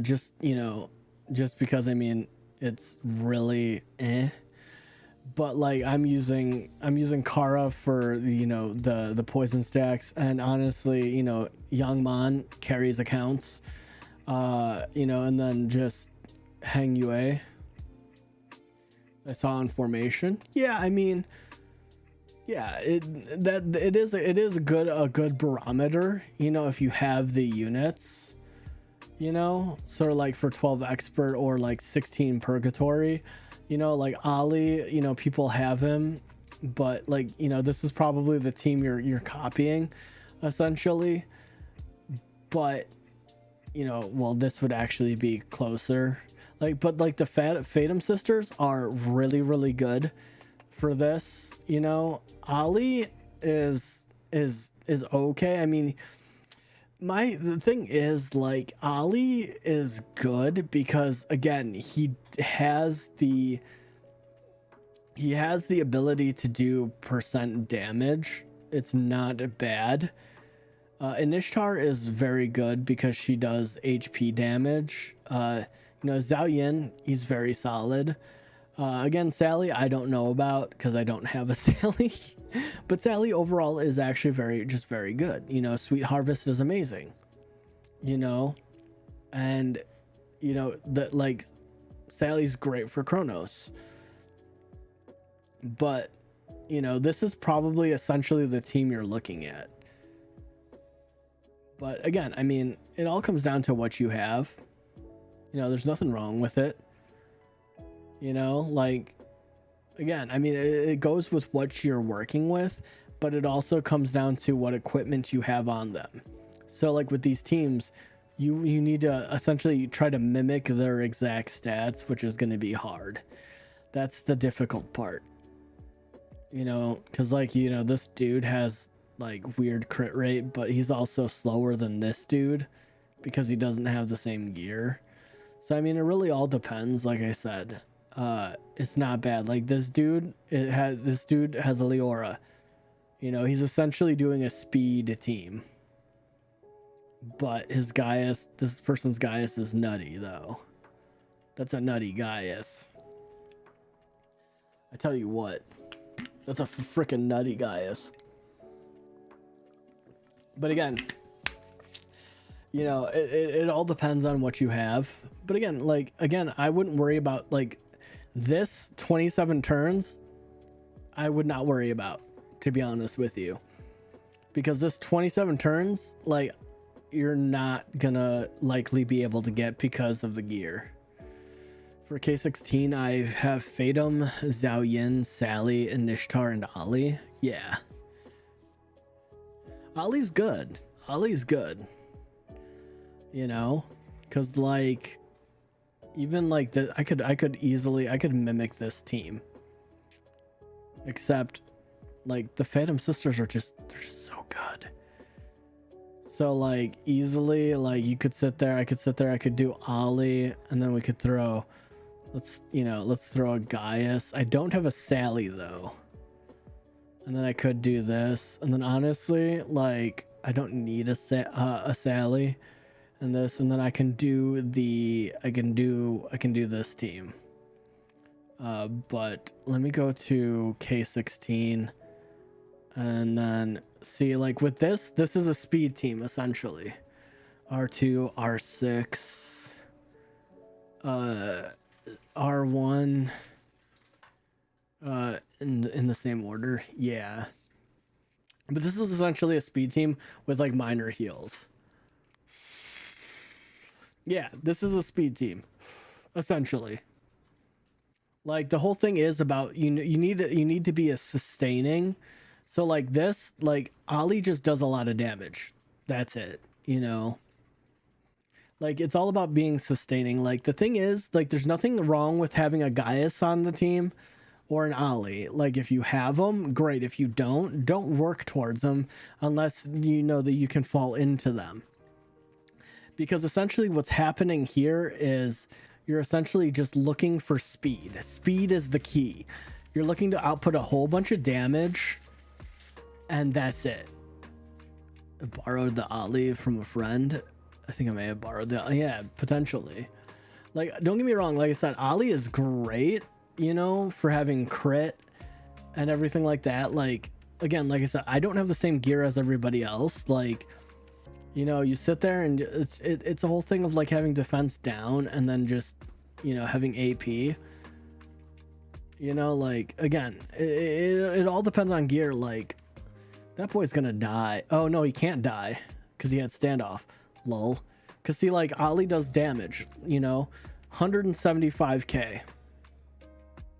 That's crazy, you know. And then the little dude doesn't take any damage, and then Seer, and you know, this is the whole course for this team. The thing is, like, this team isn't reliable. It's all about, you know, getting damage, taking care of their crit. Like, you know, Ali's gonna die and he's gonna die, which is fine, but Leora and Gaius are gonna carry this fight, you know. See, he's at 1% HP, you know what I mean? Like, done. Like, this isn't even fast, you know. Like, I think the end of the turn order, I think, is gonna be terrible gear. Yeah, so it was 53 turns. I've had better records at 47. You know what I mean? Like, this is slightly slower than my normal average. But again, it comes down to gear. Also, you know, rezos. But like I said, it's not this team. I could run through 10 times. I guarantee it would die more often than it would succeed. And that's the unfortunate part in the situation, because, you know, honestly, like, if you look here, you know, Leora's doing a bit more damage than Gaius, you know, and then Ali and then Gaius. Like, ZH1 is not doing, you know, much, but again, like, you know, it all comes down to, like, the thing is, you want consistency over everything when you're doing the ritual miracle, because consistency is going to carry you to do speed. Because a lot of times people look at it and they're just like, well, I want to be on the top, but at the same point, like the people that are running these like 11 turns, like if you look at their, well, you can't look at their gear, but if you look at their gear, I bet their gear is nutty, you know. But again, that comes over time, and that's the huge thing, is like, you know, you don't need to worry about, you know, having an ollie. You need to work with what you have, and honestly, even if you get the ollie, it's going to be great, and I'm going to be happy for you, Yada, because I want you to have the ollie, but he's not going to carry you through as much content as you think.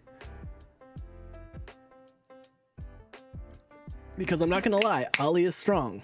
I've seen ollie do 3 million damage once, and that is not in Ritual Miracle. That is not in normal content.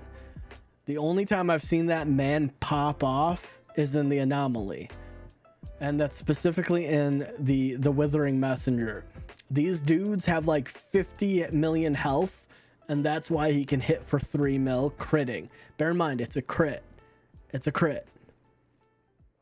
But these dudes have a freaking nutty amount of HP. That's why he does so much damage, and he's a necessity for Withering Messenger, and that's it. For a K16 for your level. So I would, again, it's hard for me to say because I don't have, like, I can't see what your gear is, and I can't see every you know, character you have. So if I would have to say for a Chronos team, I'm gonna be general, bear in mind. So what you're gonna want to do is you're gonna want to separate to your flow espers. My gear is not bad for what I can see. I mean, it really depends, because again, I would need, it's a whole thing. I will give you, Yada, I will give you a generalization, and I will show you my gear, because that is probably the only way I can explain it to you, because I would say you're probably an early to mid game player, roughly. Like, early game is not a negative thing. Early game is like still burgeoning into not quite, you know, clearing everything. Yeah, I'm sure I am. Yes. So like me, I'm a mid game player edging towards end game. So like I said, I'm not a full end game player like some of the other like content creators, like Daddy Free to Play. He's end game, you know, like that man is, he's also pay to win. So I mean, I hope he's there. So it's kind of a thing where like I'm, you know, when I first started, I got K10 down super easy. I was getting a lot of gear. Okay, so like, yeah, so that's not bad. Yeah, so K10 is not difficult, but K10 doesn't give you the correct gear. So let's start from the beginning. So let's look at purple espers, and again, I don't have all the espers you have, so I'm gonna give you a very basic. Honestly, what I would recommend is, you know, using the purple like the flow espers you have. So I would recommend if you have Heng Hui. I meant the highest level was okay. I get you.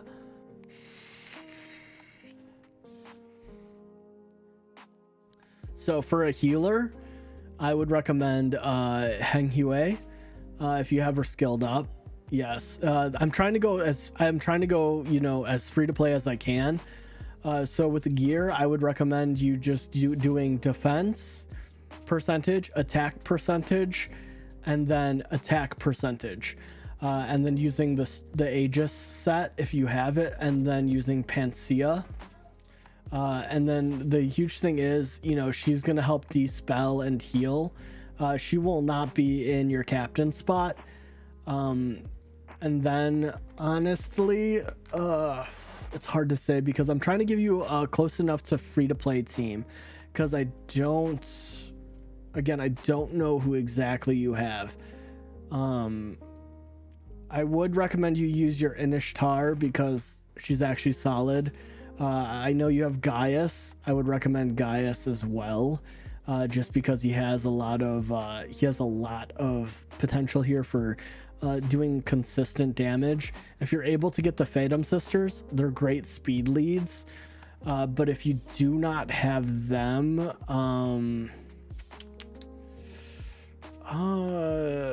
honestly, she does AP push speed down. She does a lot of AP manipulation. And then, I mean, dispels all debuffs from an ally. I guess. I mean, you could throw in, if you don't have them, I mean, you could throw in, if you're looking for like an attack lead, I only get 3 pieces a day for the Phantom Sisters. Yes. So once you get the Phantom Sisters, I would recommend, God, I can't move. Once you get the Phantom Sisters, I would recommend you run the Phantom Sisters in your captain spot, just because they're a speed lead and they're actually very good. And then honestly, I would recommend, since you do have, so it really depends, because for a captain spot you could use Freya. Freya is really good. She could give you some damage, and she does AP manipulate, but honestly, I don't, is Sally a flow? Because if Sally's a flow, oh, that's Freya. Yeah, my Freya looks different because I have a skin. Yeah, so my Freya looks but okay, cool. Sally's flow, instead of using Freya, use Sally. Use Sally instead. And then honestly, just pretend Freya's Sally. Use Sally, because Sally's very good. And then if you're looking for an attack lead, just use Zhao Yin, and then use Heng Hui for healing and dispelling debuffs, and then Gaius and Ishtar, and then just Sally. Just pretend Freya's Sally. I don't have Sally. Just pretend she's Sally. Yeah, so for Zhao Yin, I would have him on a nether set.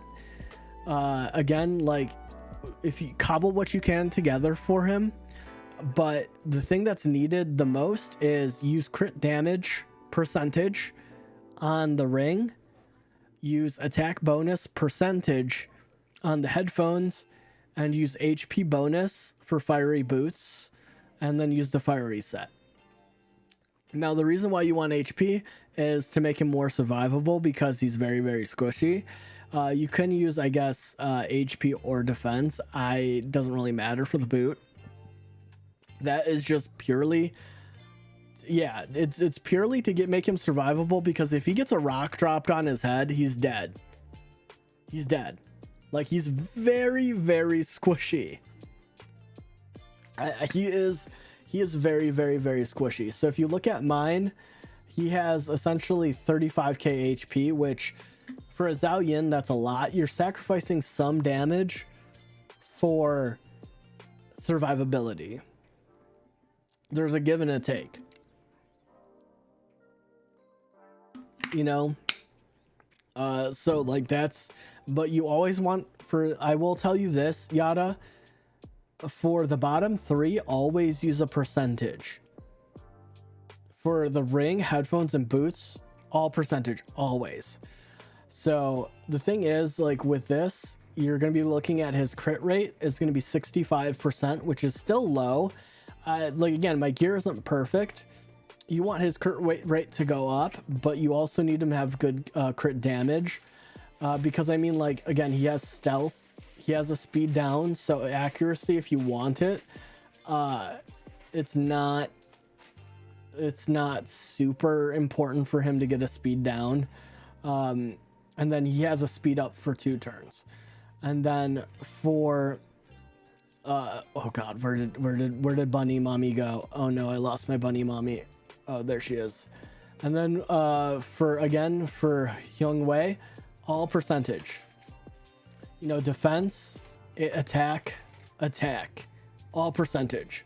Use the Panacea set with the Aegis side set. It'll give her, it will essentially give her and allies a shield, which is okay.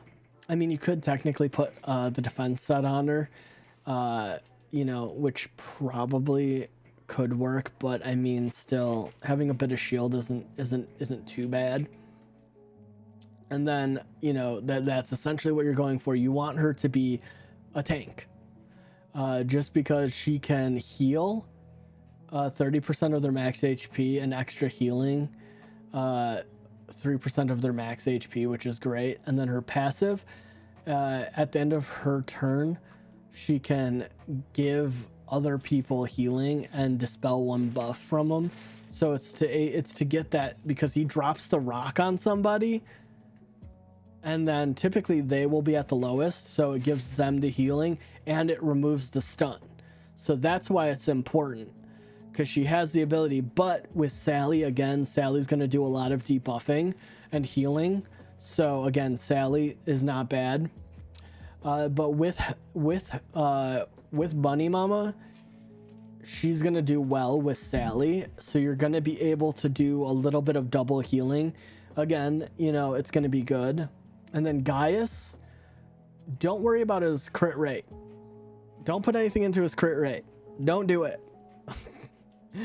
That 20% is passive. So again, war set, but you're going to want attack bonus, or you can do crit damage. Either one. I mean, he doesn't really need it. I mean, you can technically, it'd be smart, but I have him all attack. All attack. But now the thing is, because he does 300% of his attack, you know, the shield strength is 300% of your attack. So you can get a mega freaking shield from this, which is cool. His crit rate goes to 100%, so it doesn't matter. And then with God King Judgment, the passive, his accuracy is 100%. That's why you don't need to worry about it. And he just rains down damage. But if you go over here, you shield strength is 120% attack, Thunder Judgment, and then you get up to 50% of Gaius's attack and the target HP, 8% of the target's HP and his 50% of his attack. So like you can technically put him on crit damage as well if you want to. Rains down damage like it's raining men, pretty much. So like you can go for 3 attacks, or you can add crit damage on him. Either one, but make sure they're all percentage based. And then if you can, again, abilim on him, because, you know, Gaius should carry your account. And then Ishtar is the same deal. You want her in a thunder set for the crit damage, and then you want crit damage on the ring, percentage. You want attack bonus on the headphones, and speed on the boots, the fiery boots. So you're going to use the fiery as a side set. So you want crit rate up, crit damage up. Great. Like I said, 55% crit rate is terrible. You want her crit rate to go higher. But unfortunately, I have not struck out with a perfect set yet. Because again, I'm mid to end game. I don't have a perfect account. Unfortunately. I wish I did.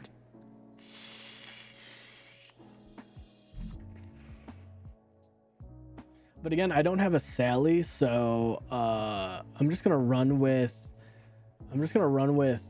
Freya. Sally is best in slot healer, so what I'm actually gonna do is I'm gonna replace Freya with the Fatum sisters, and then and then, you know what, I'm gonna blitz this one. Let's see if this works. Defeat, Continue. See, again, Sally would be the best in slot for this. Yeah, no. God dang it. Yeah, so again, see, like this is the key thing to this situation, is because Sally would be best in slot. Like for me, with this, I would probably run, like I run Clara in this case, because again, like Clara is very good. She's a sublimation for is for this, because this should carry me. Yep, that just like I thought. So again, like I said, it's 72 turns, but in my case, like I said, Clara is kind of the pivot in the case for Sally, and I would like Fatum Sisters and Sally are gonna work very well together. But in my case, like I said, I don't have a Clara, so it's kind of a thing where I don't have a Sally, so it's kind of a thing where, you know, like I said, I would run, instead of Clara, I would run a Sally, and that would be like the perfect team. Like this is the team I would recommend just with Sally. So instead of Clara, I would run Sally. And then Fatum Sisters, I would run. But in your case, since you don't have them, I would run Sally with Bunny Mommy, because at that point, it'll work out for you, because they'll be debuffing and healing each other. But again, it's nice to have a speed lead in Chronos, but unfortunately, you're not going to have a speed lead. You're going to probably want HP. So whoever has, is Sally an HP lead? Again, I don't have Sally. I wonder if I can look in Atlas to see what her resistance. Okay. So I would run an HP lead or an attack lead if you're feeling brave. You know what I mean? Because like I said, K16, you know, like with this team, instead of Clara and stuff, Sally instead of Clara would be fine. But again, Fatum Sisters, put in, again, I would go with HP. So I would go with, you know, I would put essentially, you know, Bunny Mommy as your HP lead, and then I would put Sally in as your healer, and then honestly, like you have HP, and still, like, this is a 92. Thank you, Kat. But see, like, this is a 92 victory. I'll play it. It's 92 rounds. It's slow, but that's fine. But again, pretend Sally is Clara. Because, like I said, this will give you a semi, like, clear team. I mean, honestly, this will give you a solid team for enough damage and debuff resistance, but at the same time, like I said, you're not going to be super clearing, but again, you're gonna be getting a lot of healing. This is a good, like, stable comp. Like, again, Sally would fix a lot of the issues I'm having in Chronos specifically, but again, not bad. Like, she's doing 52k damage. Not bad. Not bad. You know?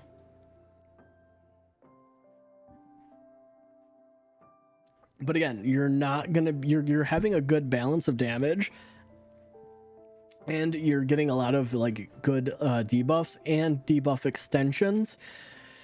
Like, if you noticed, Inishtar increased the debuffs. But again, you're not going to have immunity, which is fine. You know, I mean, it's not going to be the end of the world. Oh, shoosh. Oh, sheesh. I'm getting taco dip. Hell yeah. Cat gave me taco dip. Let's go. I can eat. Well, I can snack. Let's go.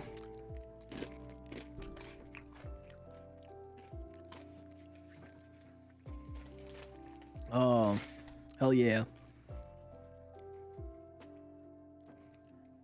Mm.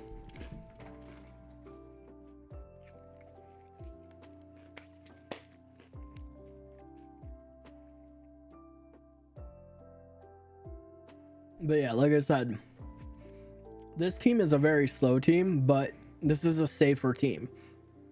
Because honestly, with Sally, you're going to get a lot more healing.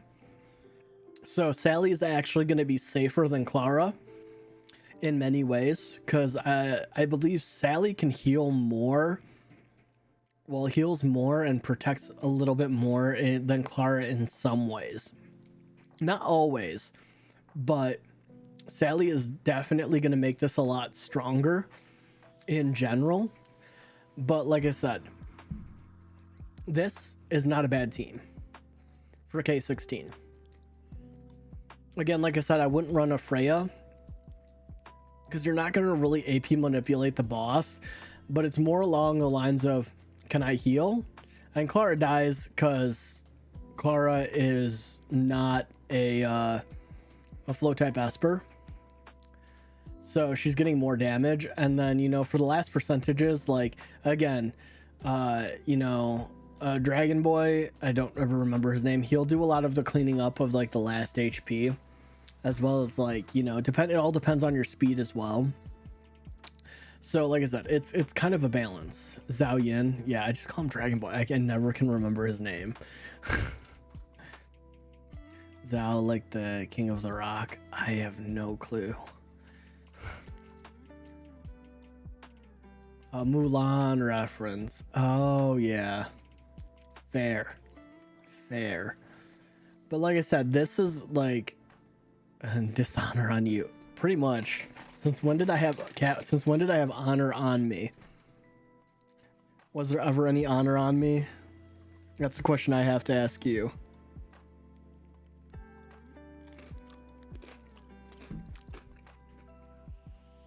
This is true. You fed the enemy. You fed the enemy.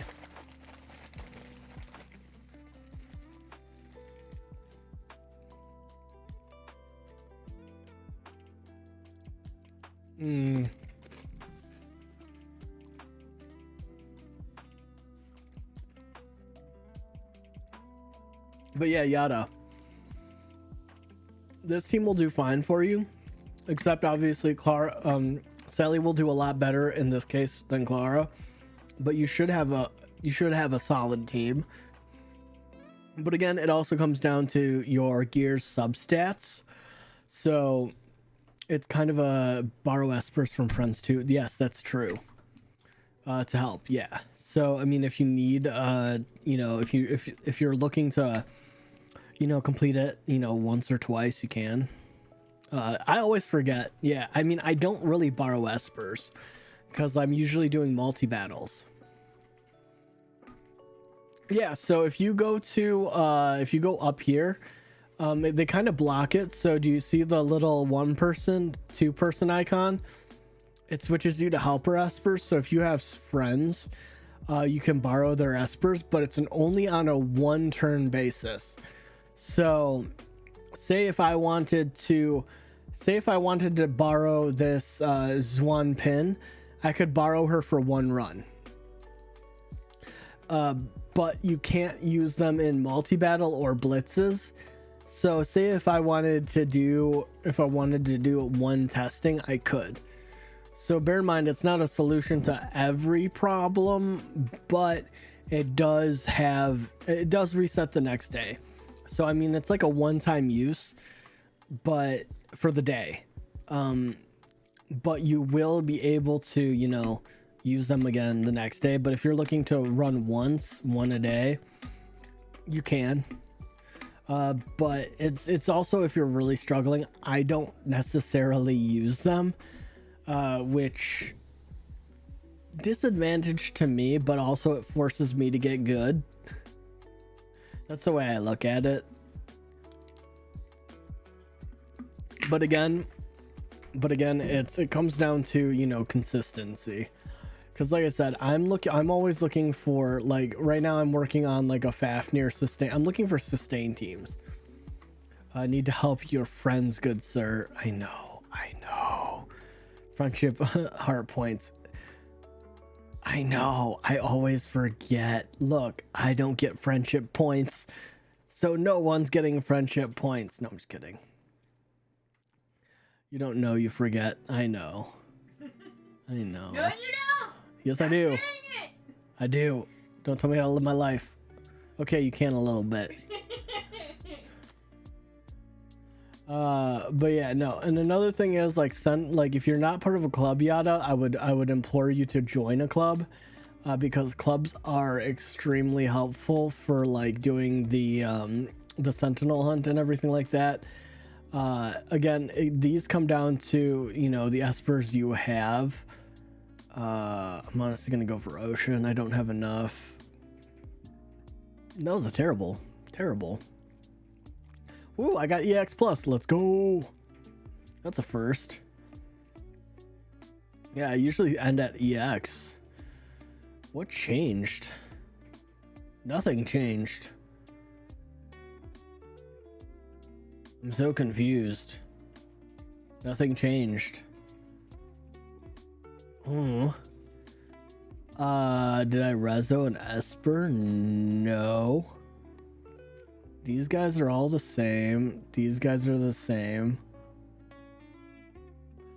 Oh, I recently disbanded it. I would get inside a, I'll just run it again. Astralis, because I don't have enough. That was terrible. That's just god awful. Okay. Best record? 4.23. Yeah, I got a new best record. I'm just going up. Well, damn. I just got two. I just got 2 records in a row. Nice. But yeah, the thing I would recommend is, you know, getting into another guild or a club, I should say, because it's very important for a club that's, well, yes, true, a club that is active. What made me leave? Yeah. So, like, the thing is, you need an active club in order to, you know, in order to make it good. So, like, getting into an active one is going to be important.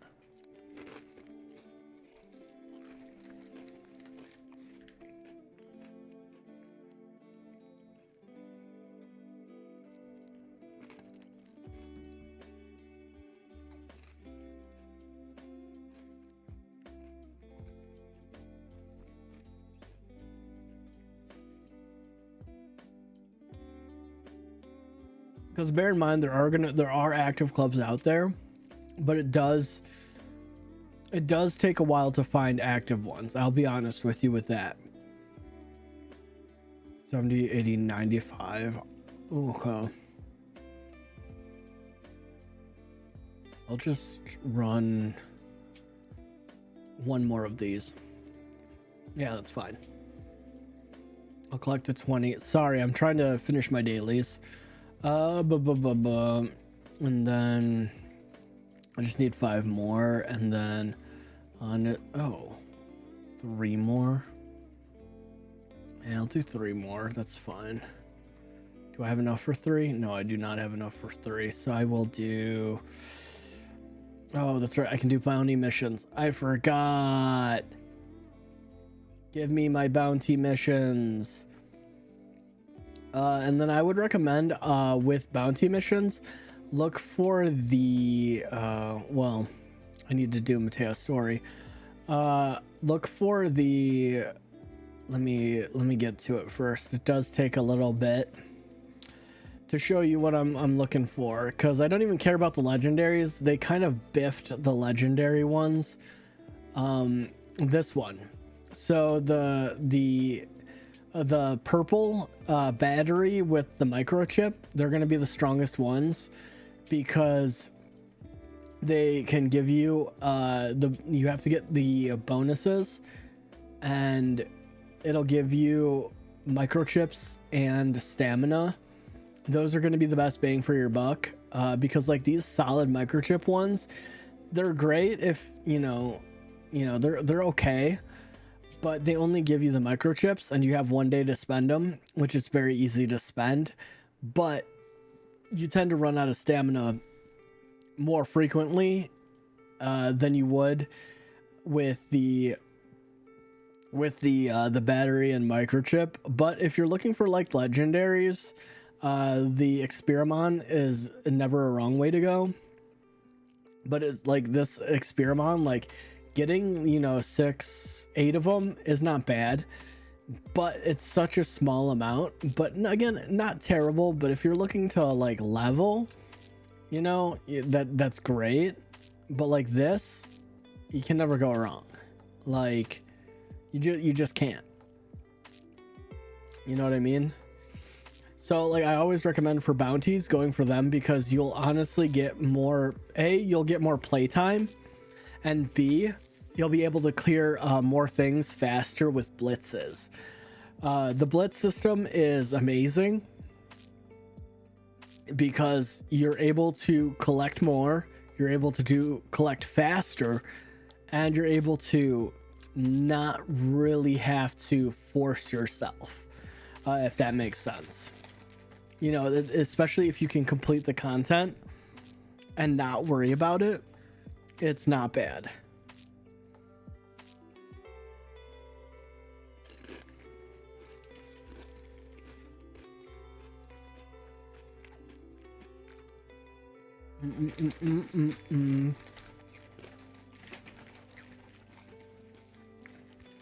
I love the ones that they post. They will kick you after 2 days of an activity. When removers haven't logged in 30 days. Yeah.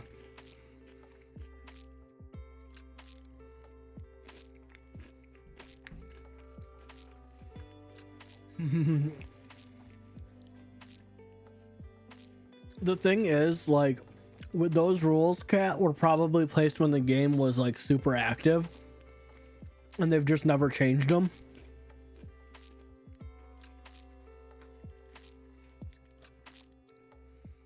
That's what I find funny, is like those rules were probably from a year ago, and they just haven't changed them, and they're just like, the leadership has probably changed since then, and they just don't change it.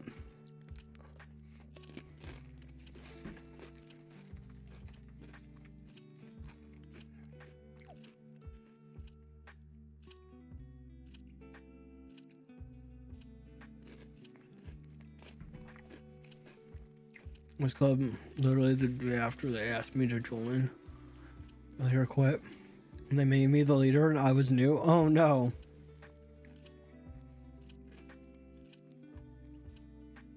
That is terrifying. Yeah, I don't think that'll happen again. Because a lot of people, like, I mean, there we go, I completed it. Let's go. I've been in my current club for so long. I mean, if you look at like the details, like literally I'm number 1. I'm just a normal dude. Luckily, like most of these guys are pretty active. But I mean, like, there are some people like this person down here that have been active since like almost a month ago. But I mean, like, a lot of people enter and leave, but again, it's a whole thing of like, getting an active guild or club rather is pretty important, because you want to be able to do your best, and a lot of the stuff that you can do is in club content, because again, this comes down to how do I put it, because a lot of the things like with the club shop, like you want to get, if you don't have Fabrice, get Fabrice. Like you want to get all that stuff that's in there. You don't want to just get the gold record or the shimmer fragments. Like you want to get the records to pull and like I don't need Febreze because mine's maxed out. But like the club record shop is very, very, very important.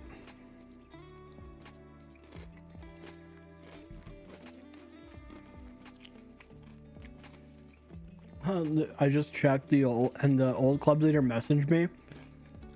He said, "You take the L." Oh no.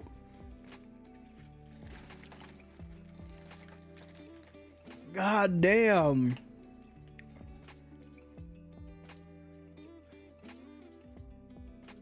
What kind of club were you in, Yada?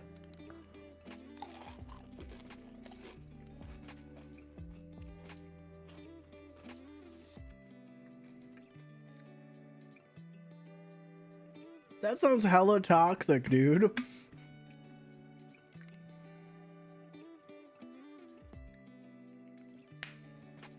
What kind of club were you in, my guy? Like, for real, dude. I have never, like, the thing is, I've never been a club leader or like a deputy or anything. I've always been a member. I've never, I do not. I like that, like my guild barely talks to me. We barely talk to each other. We all just log in every day, do what we need to do, and we leave. Sometimes we say hi to each other, or you know, like once every month somebody talks. Like,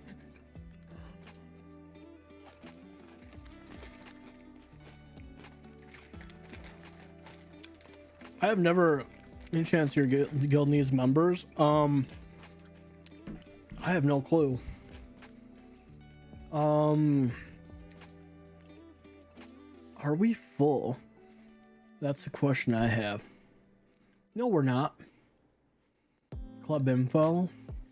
Dude, see, like here it says rules. Discord mandatory. I have not joined this Discord.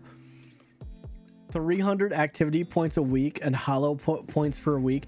Nobody in this damn club does hollow battle. None. It's all a lie. But yeah, I mean, if you want, search up Springshine, join. If you're on the same server, go for it. I mean, again, I don't own anything. I'm just a member, and I mean, people are still doing shit, so you know, it's not like dead. This guild isn't dead. It used to be way more active, but I think they like at some point apparently they had a merger. Look, I don't know what happens in this club on Discord, because I refuse to, like, I don't even know where the Discord is, and honestly I think they have it posted somewhere, and it's I refuse to type. I'm lazy, okay? Like, I think it's in the bulletin. Yeah, it's right here. I refuse to type that into chat. I refuse. You know, like, I refuse. Like, I'm just like, bruh, no. Exactly. Like, they have the Discord there. I'm just like, I can't click it. Nah, not doing it. Not doing it. Logic coding, what's up? Is it worth re-rolling in the game at all? Like, if you get a low tier of characters in your beginning rolls. Logic, first of all, welcome. Cat says yes. I say it really depends on how bad it is. I just started the game. It seems good. Oh, okay. Welcome to Dislyte. Welcome to my channel or my stream. It depends. How bad is the roll? Like, I mean, if you have, it depends on how bad the roll is. Are you superstitious? I mean, that could play a factor in it. Joe thinks the rolls are against it. They are, first of all. I literally have one rolled shimmer.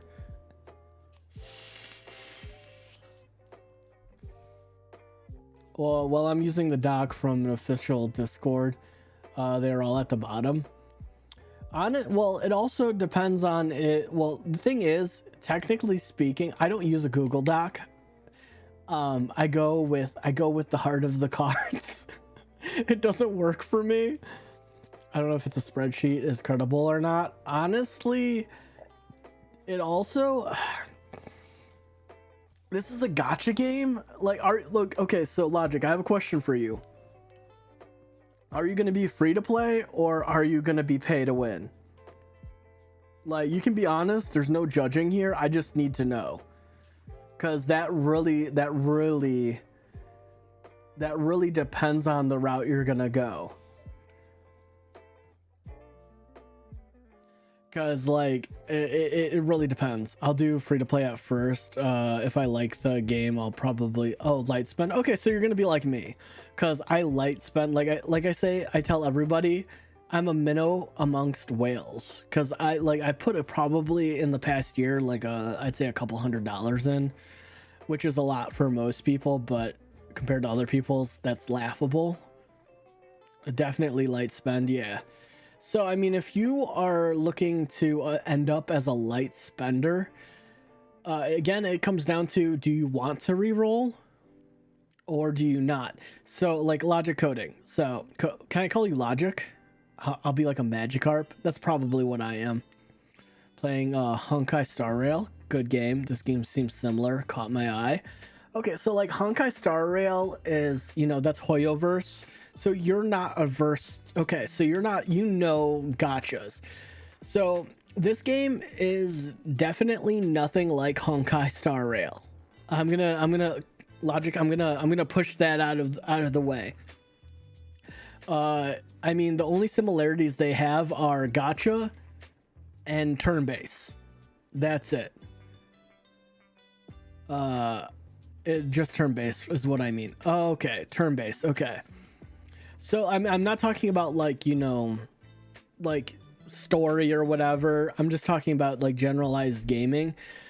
So I mean, like, okay, so if for me, I didn't re-roll my account, Logic, so I can only speak from my perspective. So from my perspective, no, I can do a better way. Let me go to Atlas real quick. So this is, you know, these blue espers, these the 3 stars. Don't concern yourself with them. You'll get them all in due time. It'll happen. You'll see a lot of them. It'll frustrate you. Now, the purple espers are gonna take, which are the 4 stars, are gonna take you a while to get.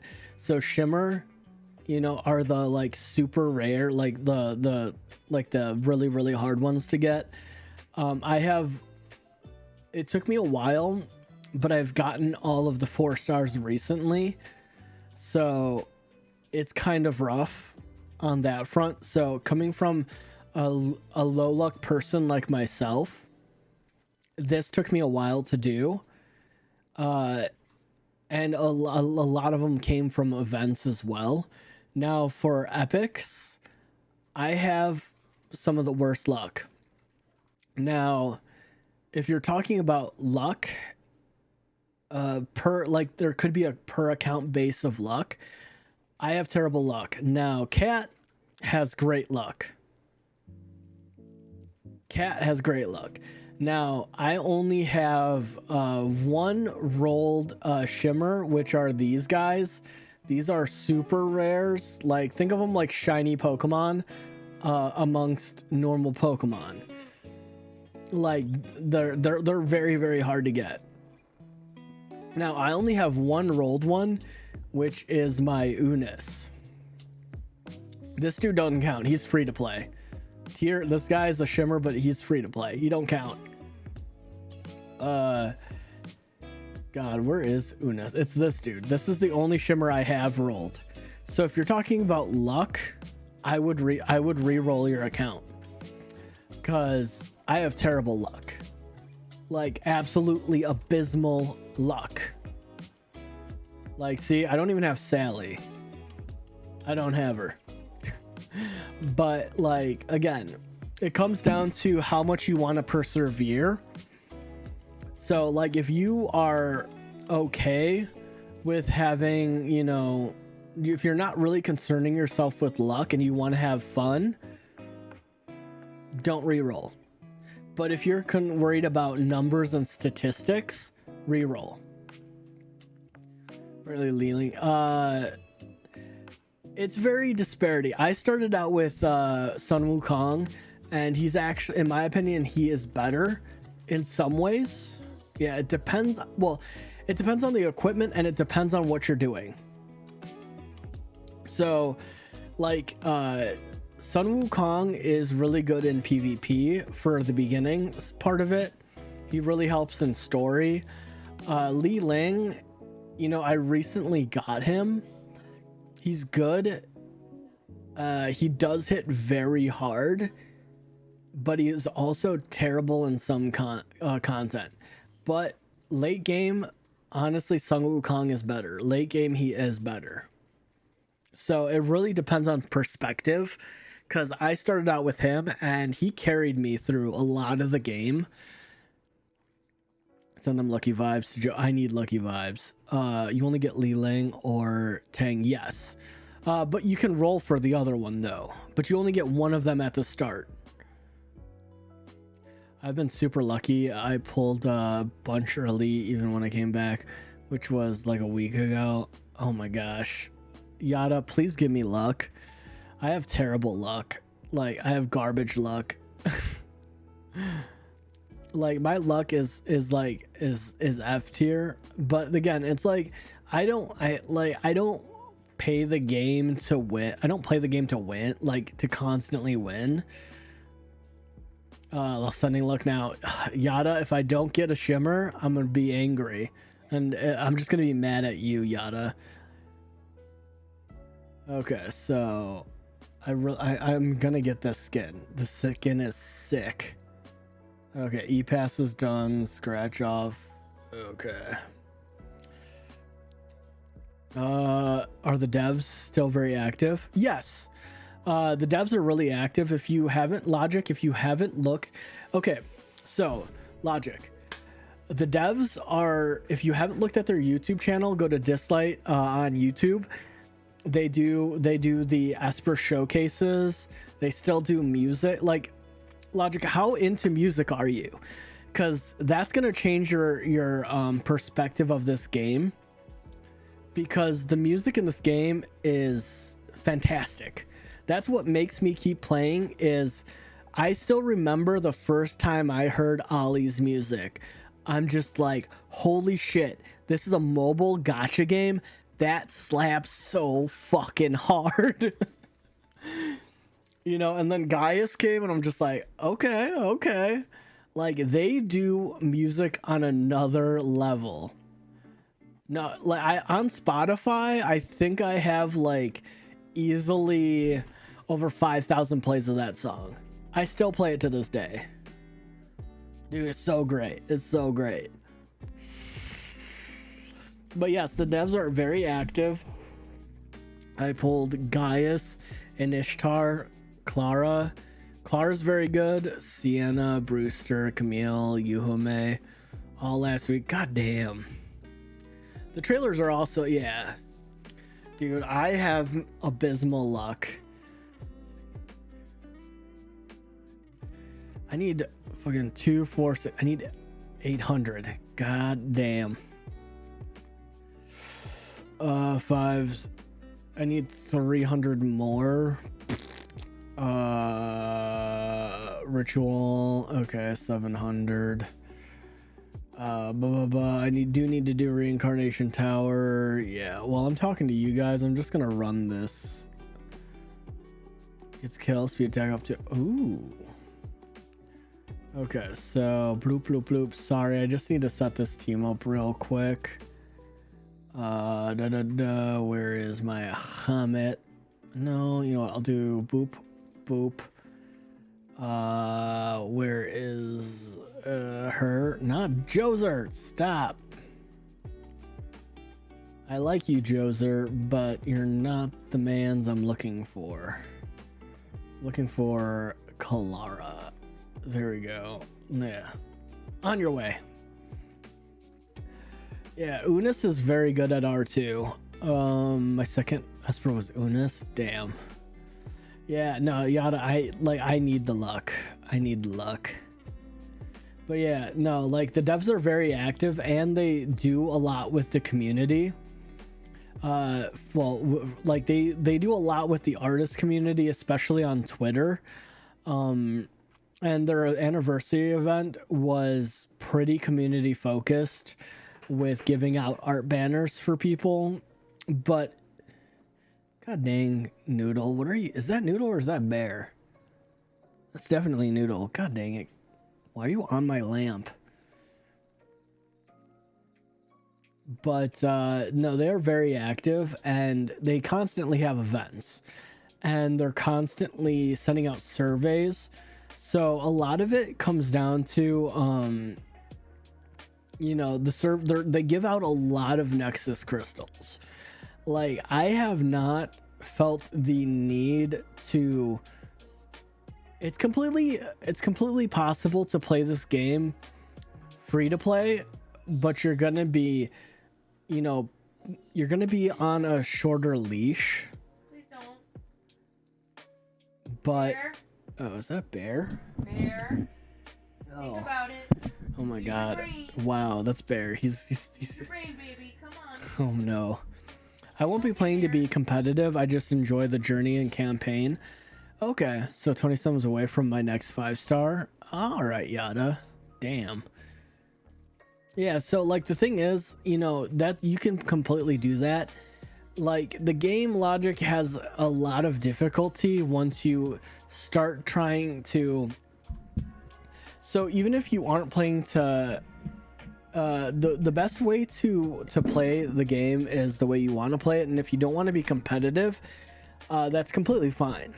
Like a lot of the game is thinking, because when it comes down to it, you know, you are thinking about the gear you're putting on your espers, because gear is really important. You're also thinking about the combination of espers you're using, also positioning of the espers.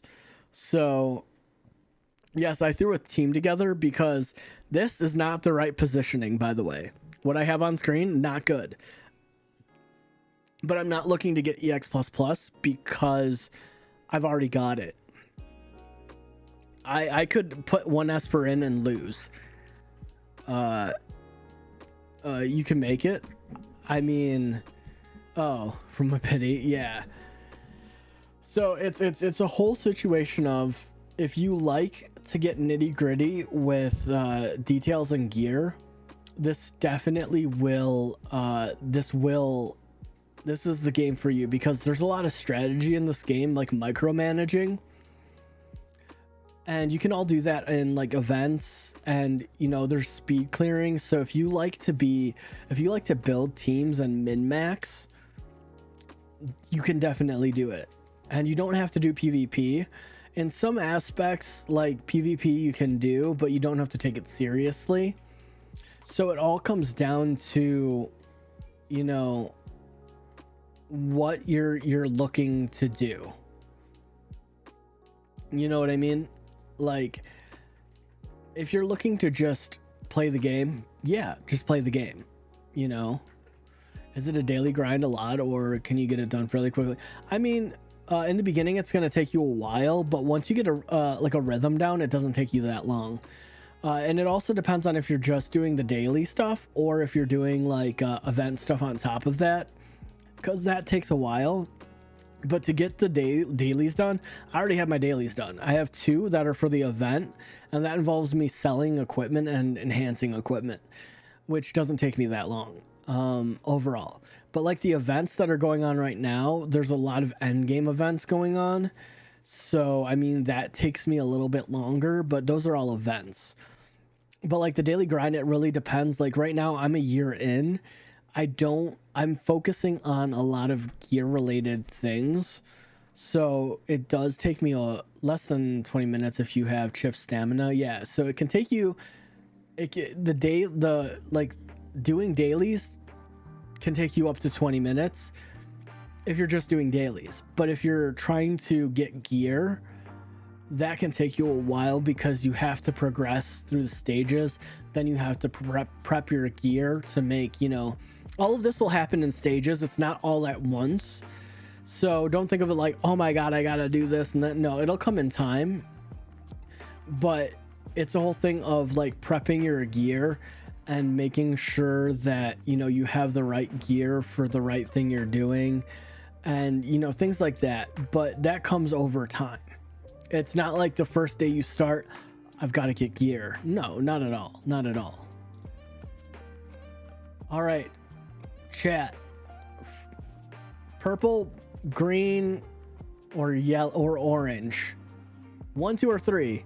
Choose it. Type 1, 2, or 3 in chat. I need one of them. I don't know which one. Potato.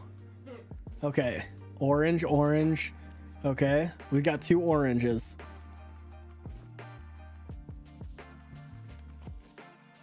All right.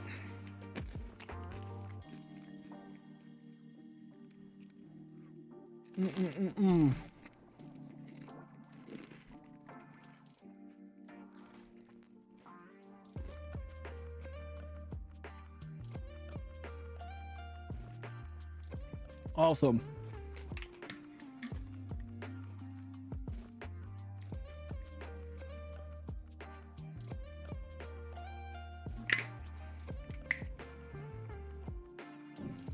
Oh, I already chose it, Cat. I literally have. Oh, which is your weakest team, Flo? Are you talking to me or? I mean, that's not really gonna help me because I have all of them. Yes, G. Did you just G me? I have all of them, most of them. Wow.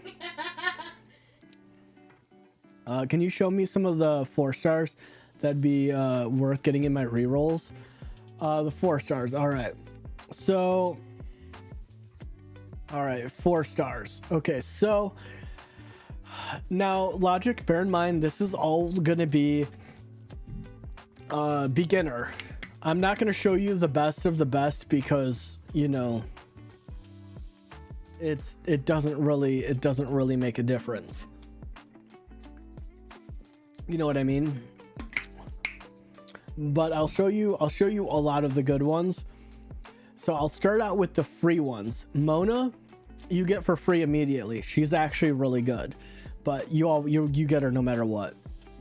Jungman, amazing, but you technically get her free to play because of the new way that it works. So when you get, I think it's beginner stage 316, I think. I don't remember. Whenever you get her, pull her. Or not pull her, but you get her for free. Choose her. Choose her. You'll be fine. She will carry your account. She's amazing. Those are the 2 free to plays. They're both amazing. As far as beginner content, if you can get a Chloe, Chloe is very good. If you can get a Chloe, she will replace Mona very quickly. She's very good. She will carry you through the mid game. Amazing Esper. Amazing. Wait, why don't I show you? Oh no, they don't show the skins. I want to show off my skins, guys. Cause I'm that boy. All right, so Chloe. Yeah, see, that's why. There we go. Chloe, amazing. She's amazing. Like, she's a great Esper. Wonderful. She'll carry you through the mid game into end game. Let me go to epics only. Lu Yi, he will do work for you. He's actually very good, but he's very good in Fafnir. But the other one is Pritzker. If you can pull a Pritzker, you'll be great. So Chloe and Pritzker are amazing. So, you know, Chloe, amazing. Yeah, Santa. Yeah, Pritzker is fucking amazing. Pritzker puts in work. I still use Prisker in clearing a lot of content in this game. He is so fucking strong. So unbelievably strong. Like, I can't explain to you how good he is. It's just, you have to understand. This man is, his speed lead and hollow battle suck. I wish he was all around speed lead. I would use him in everything. But Wisdom's name attacks 3 times. Not 1, 3. And it stuns. It's amazing. His passive, fucking amazing. He extends cooldowns. Yes, his secret Aveda is only 1, but it stuns. But you combine that with the stun set. Oh god. You combine that with the stun set and the accuracy. Oh my god. He will never miss a fucking goddamn stun. When he hits his S3, he just fucking stuns. So I would say Chloe, Pritzker, also Longman. I know his name is Longman. Longman, I call him Longman. He's great because he is a standard speed lead, which is amazing. He can speed lead anywhere. It's great. He is just amazing. Put him on speed. Like 217 speed is still slow for him. His freaking S3 freezes and speed down. He's an AP manipulator. It's fucking great. He does speed down, AP manipulates, just constant speed downs to the enemy teams. Great. He's just awesome. Awesome. He is he's not underrated. He's perfectly rated. Like, a lot of people just know he's strong, and he is strong. Now, another one, this is my secret love. Kat is forever my first, but this is she's a close 10th on my list of people, specifically in Dislyte. Dahlia fucking carries. Dahlia is so good, and she's free to play, but if you can roll into her, great. She's a little bit rough to get, but I R6'd her as soon as I could. She's completely free. I got her free. She's through Ripple Miracles, and it takes a while, but if you roll into her, there's no shame in that. She's freaking amazing. She is an AP manipulator. She pushes your team forward. She gives crit damage. She does everything, honestly. She really does. She does everything. And she can stun and then stun into freeze. Or if someone's already stunned, she can freeze. She's just great. Overall, I mean, her HP in Point War and Knockout is bleh. But I used her in my early and mid game into late game. She's great. Now specifically for shimmers, I would do not sleep on Alice. If you can get an Alice, just be happy. If you can get Alice, she's great. She is used in endgame so much. She's amazing. I can't speak any less highly of her. R2 Alice, amazing. She's great in any spectrum. Era, this is Freya. So Yada, this is the skin that I was using. That's why she looks different. This is the skin. I just wanted to show it off. But she's good at AP manipulation. I didn't understand her power until late game, but she's also very good as well. Now, the twins are very much so free to play. So, but I don't recommend getting them. They have to be R6'd, but they're pretty free to play. They're decent. Meredith. She's in the Ripple, but if you can push her, oh my god. She's a Ripple Miracle currently, so she's super free to play and easy to get your hands on. You're gonna notice something throughout this list, Logic.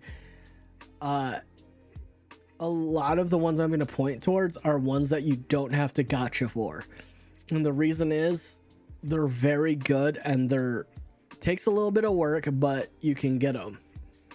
Yeah, appreciate that. No problem. Meredith is used in endgame speed clears. She's used in Fafnir. She's used in Desolate Islands. She's amazing. Amazing. I left her underrated until I realized the strength in her.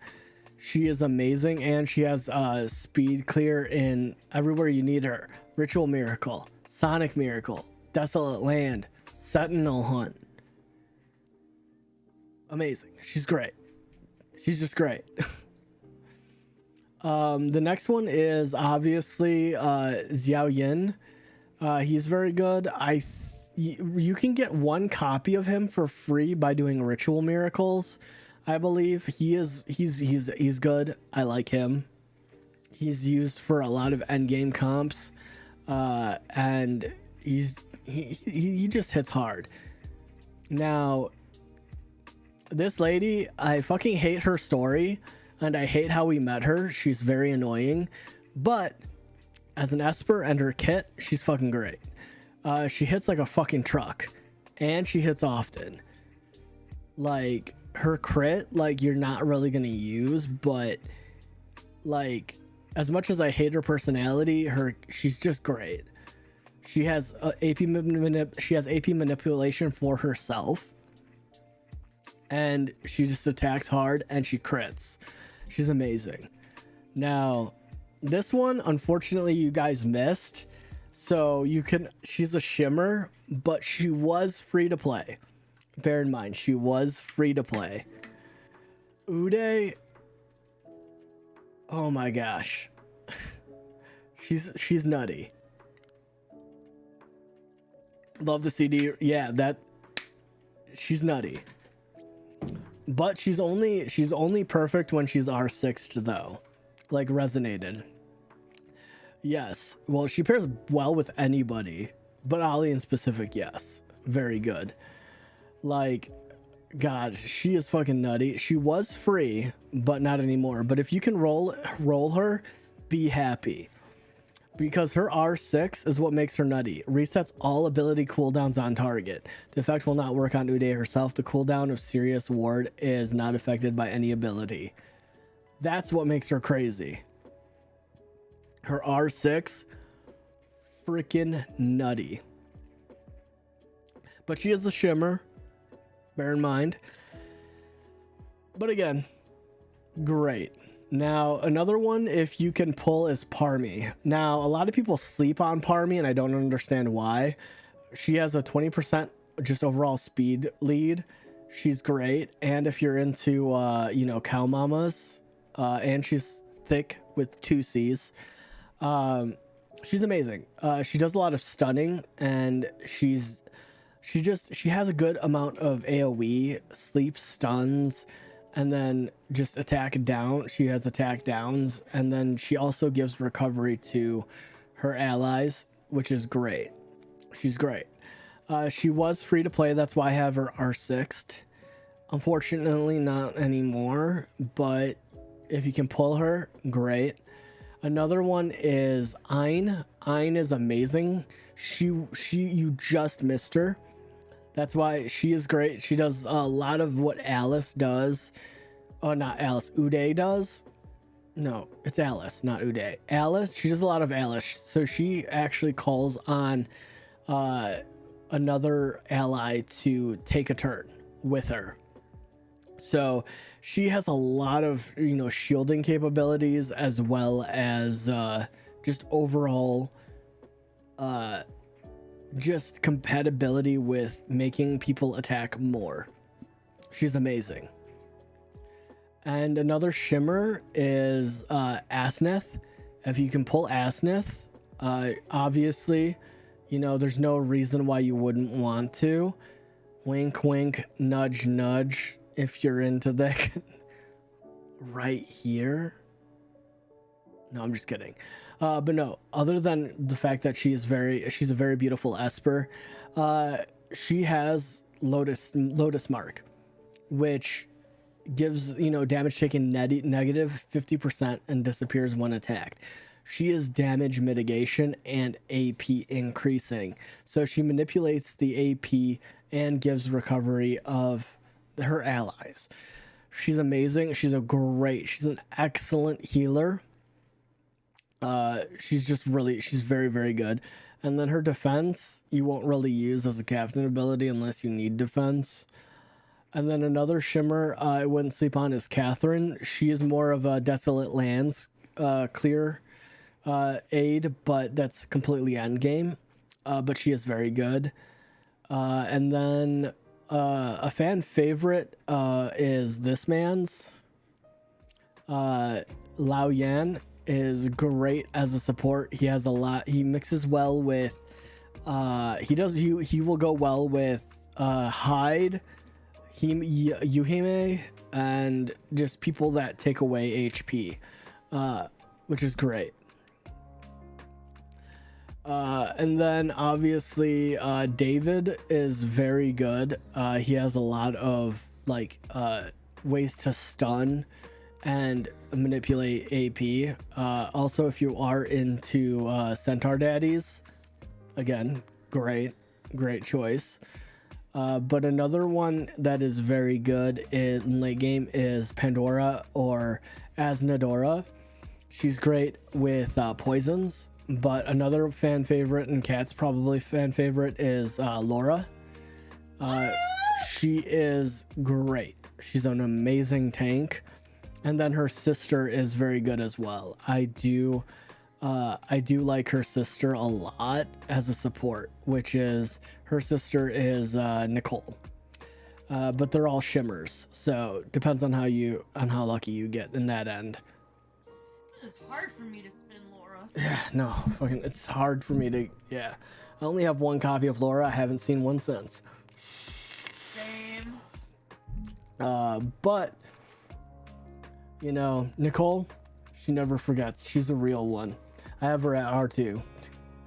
But yeah, no, that's the basic breakdown. The rest of them, like, obviously my favorite shimmer out of all of the Lin Xiao is probably my favorite shimmer out of all of the shimmers for 4-star. And I have her R6'd, which makes me very, very, very happy. But a close second is, you know, Nicole. Just because she reminds me of a less attractive version of Cat. Cat won't believe me, but it's true. Don't. And then Alice is just very good. But again, like I said, those are all shimmers are very complicated units logic. So hold that with a grain of salt. This is speaking strictly mechanics. And there's a lot of niches, and like I said, if you want to clear content, like even Kara is good because she's a poisoner. So I mean, like, again, it comes down to, you know, how you want to play, you know. But a lot of the free to play units you're gonna be able to get throughout the game, so I mean, you're not really gonna be walking too far away.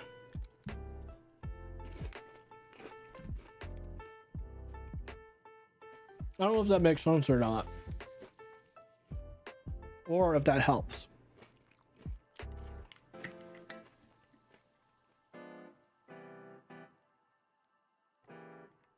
And again, like,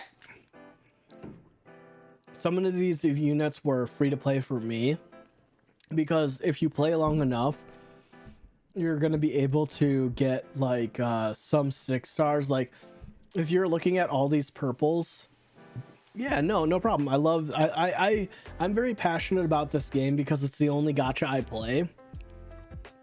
And again, it's the thing of like, you're looking at my 4-stars, and a lot of them, aside from the shimmers, they're all you know, 6-star, like 6 R6s, which is, you know 6 resonated. but that comes with time and also events. Like the twins, I really enjoy together, but I don't know, Red Twin. I don't want to offend people. Red Twin is great on his own, just in general, but together they're absolute menaces. But I would not build them when you start. But again, they're great. Like a lot of the thing about it is a lot of units have purpose. That's what's different about this game. Like the thing is, you say like epics, like these rares, Yishuya, fucking amazing. She's free to play. Unki Chai, he's used in endgame. I use him in Desolate Lands. Best uncle. Unki Chai is best uncle, and with the skin he looks like Master Roshi from Dragon Ball Z. That makes him even better in my book. This man, his voice is great. Whoever voices him is freaking fantastic. He's amazing. Drew. If you're looking for a girlfriend, I'm your guy. Drew, you can use him to endgame. He's amazing. Hall, I will say, do not sleep on Hall. Is he lame? Yes. Is he too like goth emo? Yes. Does he just need a hug? Yes. Does he need to calm down? Yes. Does he attack a lot? Hell yes. He does need glasses. But he's amazing. He's used in some endgame content. Now, Sun Wukong's brother. This man right here is an absolute menace, and he's a 3-star. This dude pursues more people than his brother. Like, this boy pursues as much as he pursues. He wants a hug from his brother, dude. Like, this man, he's nutty. You know, don't sleep on the 3-stars. And, you know, Bernice, this lady, Bernice is fucking amazing as a support. Paired with the right healer, great. And also, do not sleep on Cheng Pu. She will carry you through the early game for healing logic. Cheng Pu is great. I used her through the early game until I got like Bunny Mama. Now, the thing is, a lot of these other ones, unfortunately, I haven't found a use for them yet. However, I mean, like, Q is actually, as much as people meme on him, and I hate him, me personally as a streamer, I hate him. He's the streamer I want nobody to be. But he's used in some comps. Some. So you can find niche things to do with Espers. You know what I mean? Like, the cool thing about Dislyte is all the legendaries, rares, and epics are used. So mixed and match, everything is still used. So that's a huge point that I try to make to people that are just starting, is don't worry about, like, it's not, there is a ranking system, but it's not in the way you think. Because a lot of people assume legendary means they're the best. Technically, yes. However, you know, that doesn't mean the blues are worthless. Some of the blues are so strong.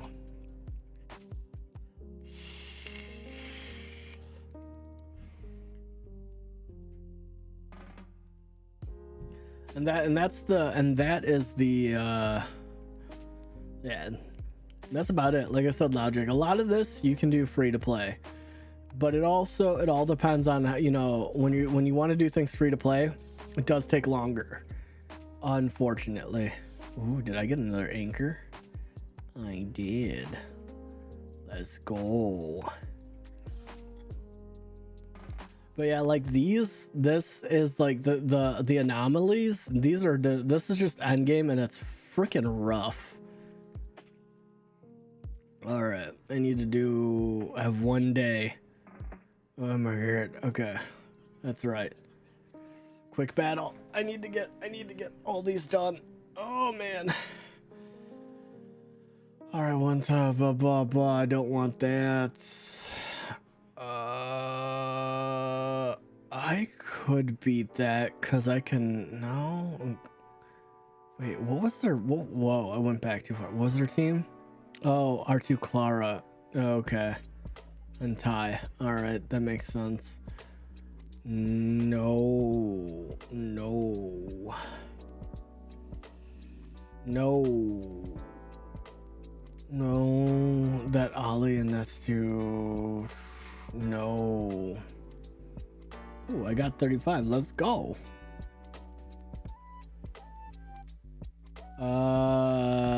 No.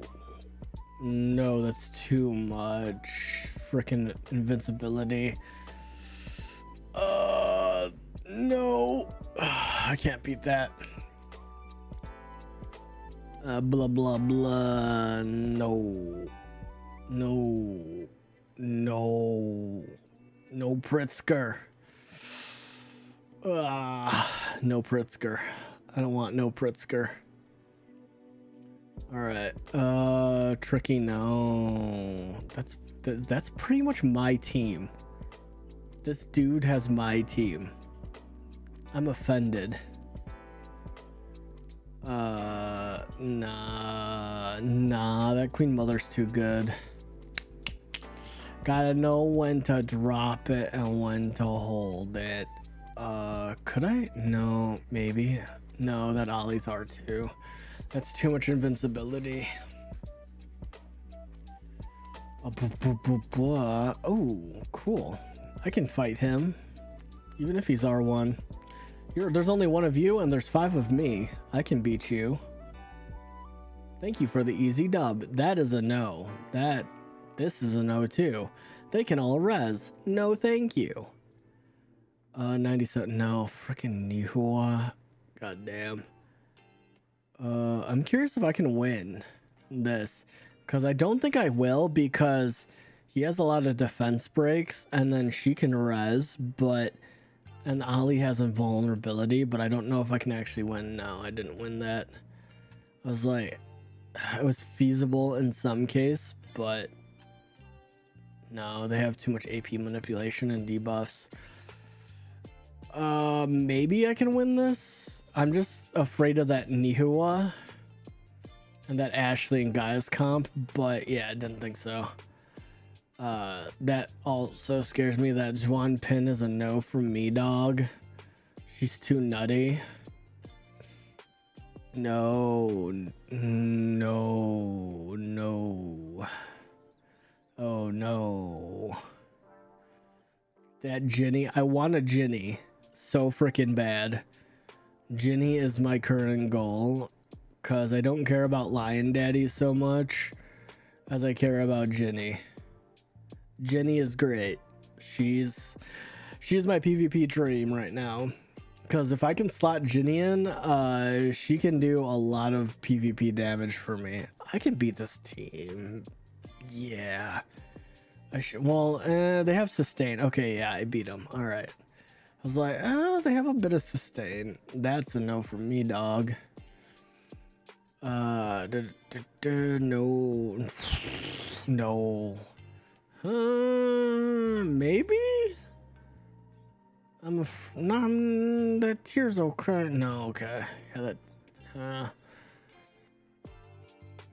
that Pandora. No. No. That's gonna be a no from me. I want to get to tier 14. I will get there eventually. It's a literal grind. 97 maybe. No, okay. I was like that Una scares me.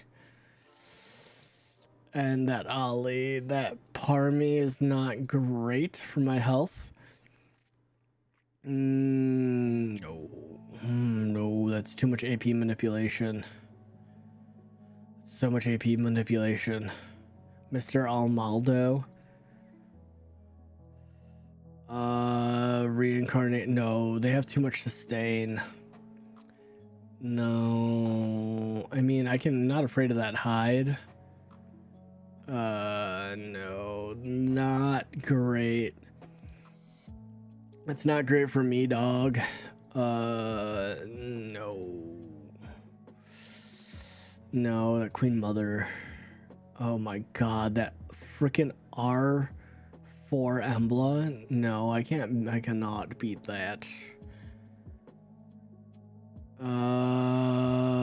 No, because the Clara and the Ollie, and then no, that's just too much damage. No, that Queen Mother's too strong. Plus, freaking Burb Lady. That's just a full team res. Ginny, no. Okay. All right, let's do our first knockout matches. 36%. Woo! All right, so let's do, okay, challenge. All right, I'm gonna switch my team around a little bit because I want to get rid of Hyde. I do want to keep this. Oh gosh. I'm curious because I'll use these and then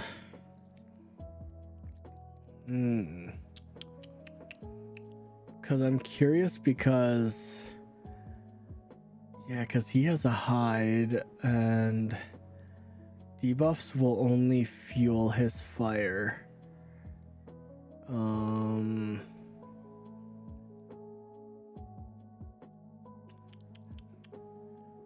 Yeah, he cannot be debuffed, so I'm curious because see, petrification won't work because the Sally tricky might be. I might slot in a yeah, because he's a control.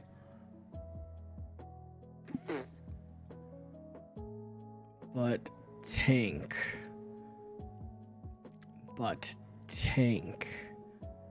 Because he cannot be stunned.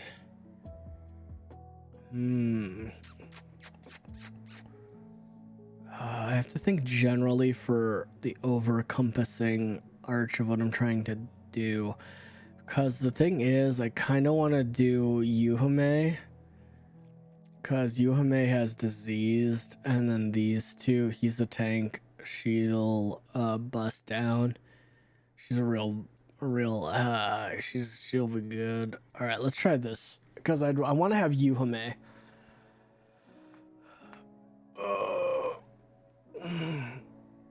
Because Ashley and Gaius together are nutty, and then throw in Gabby. I mean, I'd like to have a Queen Mother in there, but that's just too much.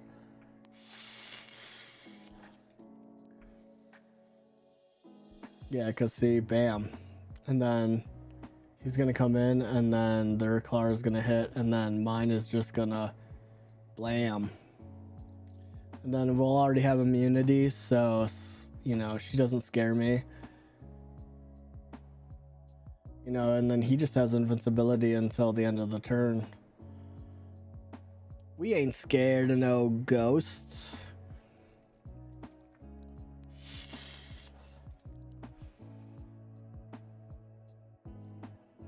Yeah, I should probably, yeah. I'm gonna move. I don't know why I put her in the back. Yeah, I'm not afraid of Hyde. Hyde don't scare me.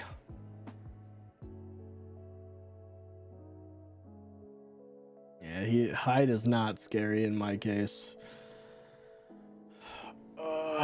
Because either or, like, for this first team is not great, but at the same point, I mean, you know, I'm not terrified because I will be able to take out most of their team. The first one, honestly, is always going to be Abigail, which not bad. The only yeah, like she's not even that bad. Not to mention mine is just better. My Ollie's just better.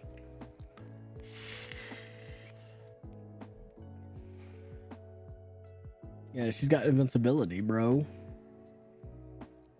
And now we heal. Oh, and your hide is gonna be a doggoner. Let's go. Yeah, attack is fine. You lost your health. It is okay. You lost your reincarnation. Because eventually I'm gonna lose out because of the healing deficit. Because eventually she can't heal. Like if you notice, Clara's healing is getting lower and lower and lower because this team has been in. It is sad.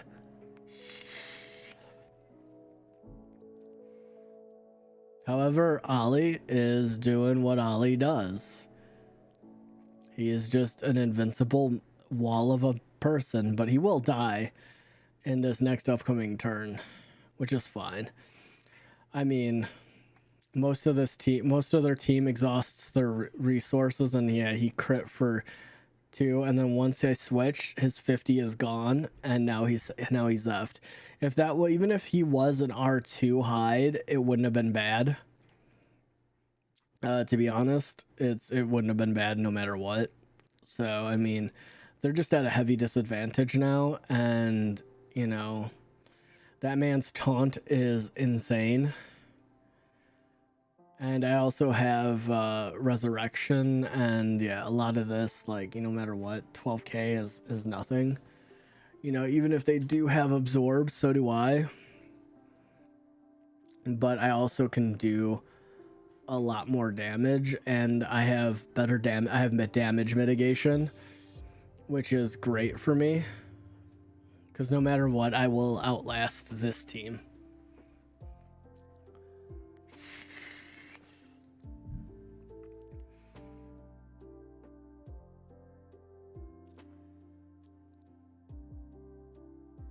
So it's a-okay. All right, and then I'm just gonna end, and then bam, I won.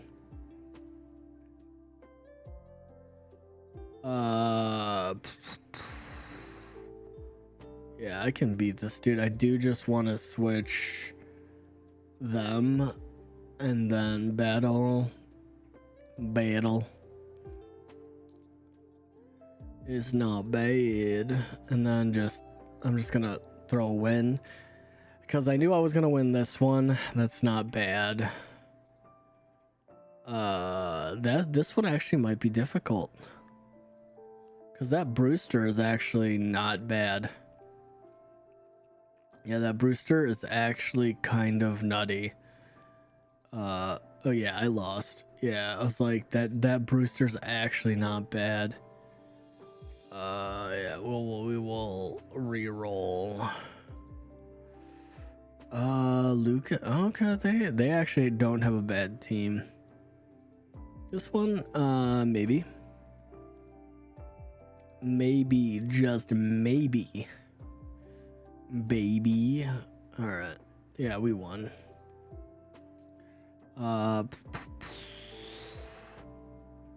Yeah, this I should be okay with. The only one I'm nervous about is that R2 Nicole with her invincibility and then all the stun, but I should, yeah. I was like, I should outlast. That Ting's one though, that's not bad. That's not a bad, yeah.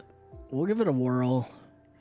I don't know about that freaking second team though. That Embla's actually kind of nutty. Okay, we won. Nice. All right. I don't want to deal with that. Yeah, no, this will be fine. I out survive. Yeah, that hide is kind of good. All right, yeah. I was like, that hide is actually good. I don't win that fight.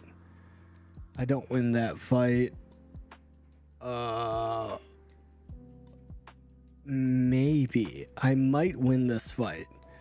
I'm unsure because of the Alice. The Alice is R2, which means more attack opportunities. I was like, maybe? I was like, potentially I win? I'm unsure. This fight I win. 100%. This fight I win. Nicole, Nick, and 2 Sanders. Okay. Lao Yun are my roles so far. Okay, Lao Yun is good. Nicole is good. Nick, he's good fodder. Sander is very good for he's very good for APEP, and he's pretty good for, well, not pretty good, he's really good for PvP. Nick is kind of a throwaway. Nicole, I think I'll reroll. Yeah, that's fine. Like I said, it all depends. It really depends on what you're looking to do. Like for me, I didn't re-roll, but like Nicole is very good. Sanders very good. Lao Yun is pretty good. Nick, not great. I have slight enjoyment of our re-rolling and getting something really good at the beginning. Yes. Out of re-rolling. Yeah, no, I mean, like, if you want to re-roll, don't let me stop you. Look, like, you got to get your enjoyment, you know, somehow. You know what I mean? This should be winnable. Should be winnable. They do not have a stacked team. I would be sad at myself if I lost. Okay, yeah, that's what I thought. Okay, yeah, we did our that, and then missions, enhance equipment. Okay, this is easy. I just need to find where, no, yeah, you don't have equipment. What is your, yeah, you're good, you're fine. Quick enhance, sure. You have equipment. That's fine. I just need equipment. Okay, sell equipment. All right, and then I need to sell equipment. All right, good thing I've been doing things. All right, sell equipment. All right, so we're gonna go. Oh god, I forgot they changed it. I am having issues with remembering of them changing things. All right, 144, and then blah blah blah. And then I'm gonna sell all the 2 slot.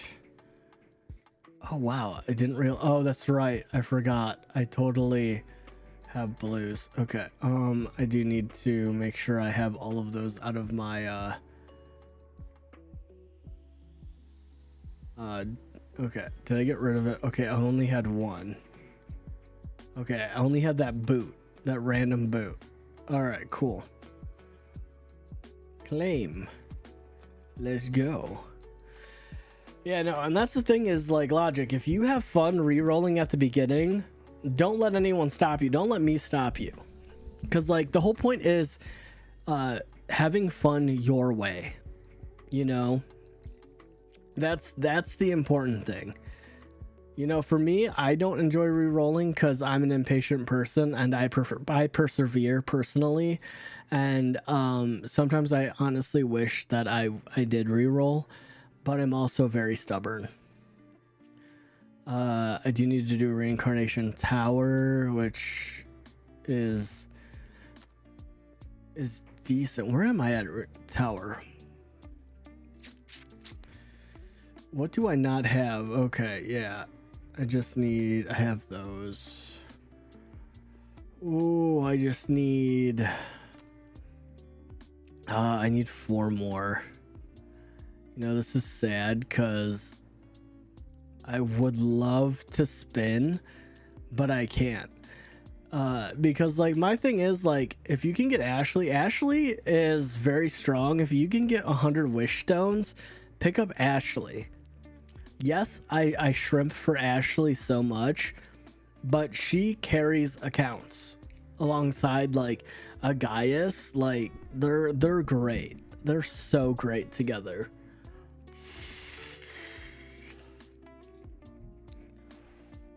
Like Gaius is great. The one I already have, you know, Ashley, but Ginny is the one I'm looking for. I need a Ginny. Yeah, I'm not doing it. I'm not doing my shimmers yet.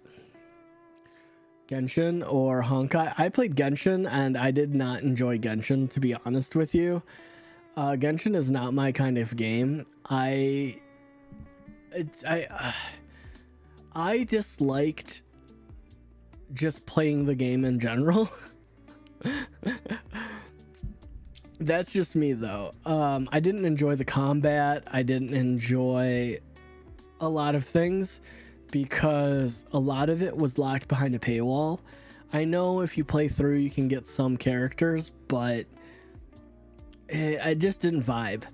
Now, Honkai I haven't played. However, I think I would enjoy Honkai. Now, the issue is I had to reroll Genshin to get a good start.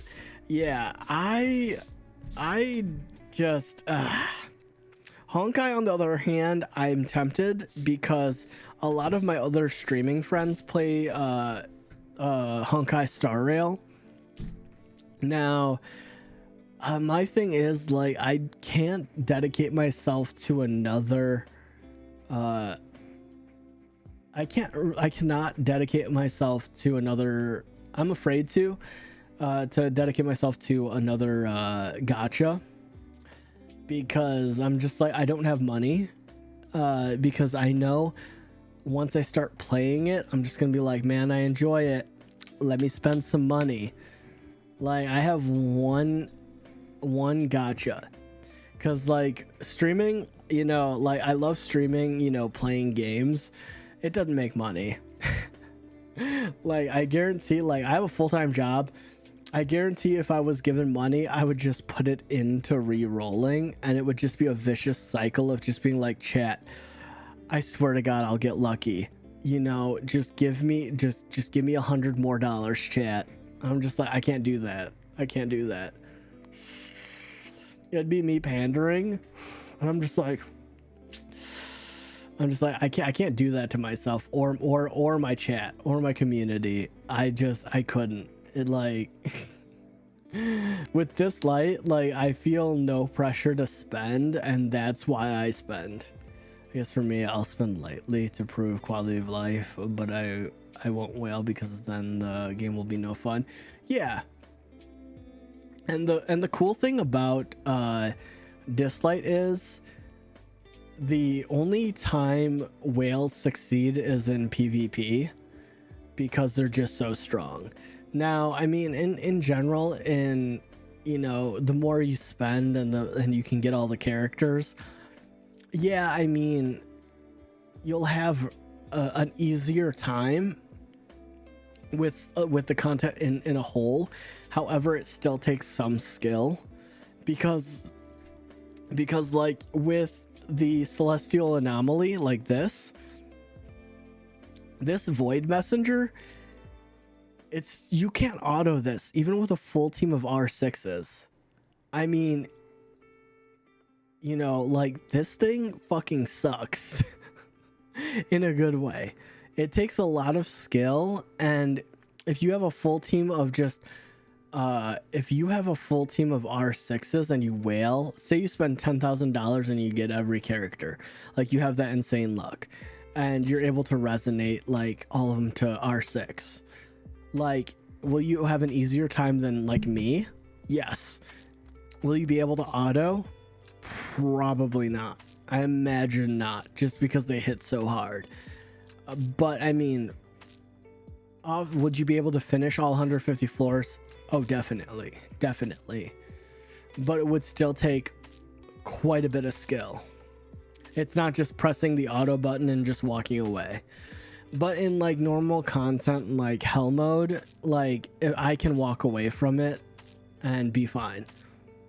You know, but that's just, you know, the campaign is not that hard, in my humble opinion. Yeah, I'm gonna save. But again, it comes down to, you know, certain aspects. Honkai is very free to play friendly. There are free to play, there's most content already. You won't max the end game, but clear a majority of it. All right, like I said, I've been thinking about playing it, but I missed the boat on all like the free stuff with like the free legendaries and stuff like that. And I don't know. It maybe I will, but I just like, the thing is, I like Hoyoverse. Like, Genshin is popular for a reason. I'm not saying Genshin is bad. Genshin for me was just, it wasn't it, you know.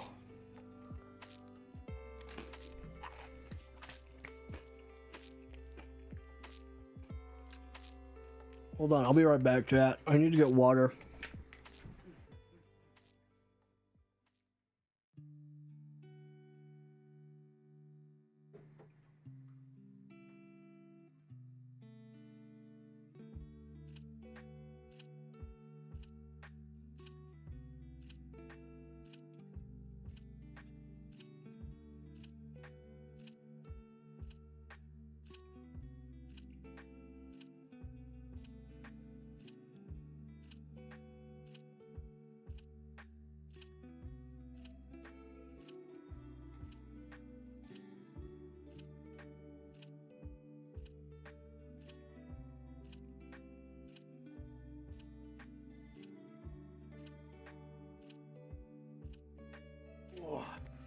All right, I'm back. I got water.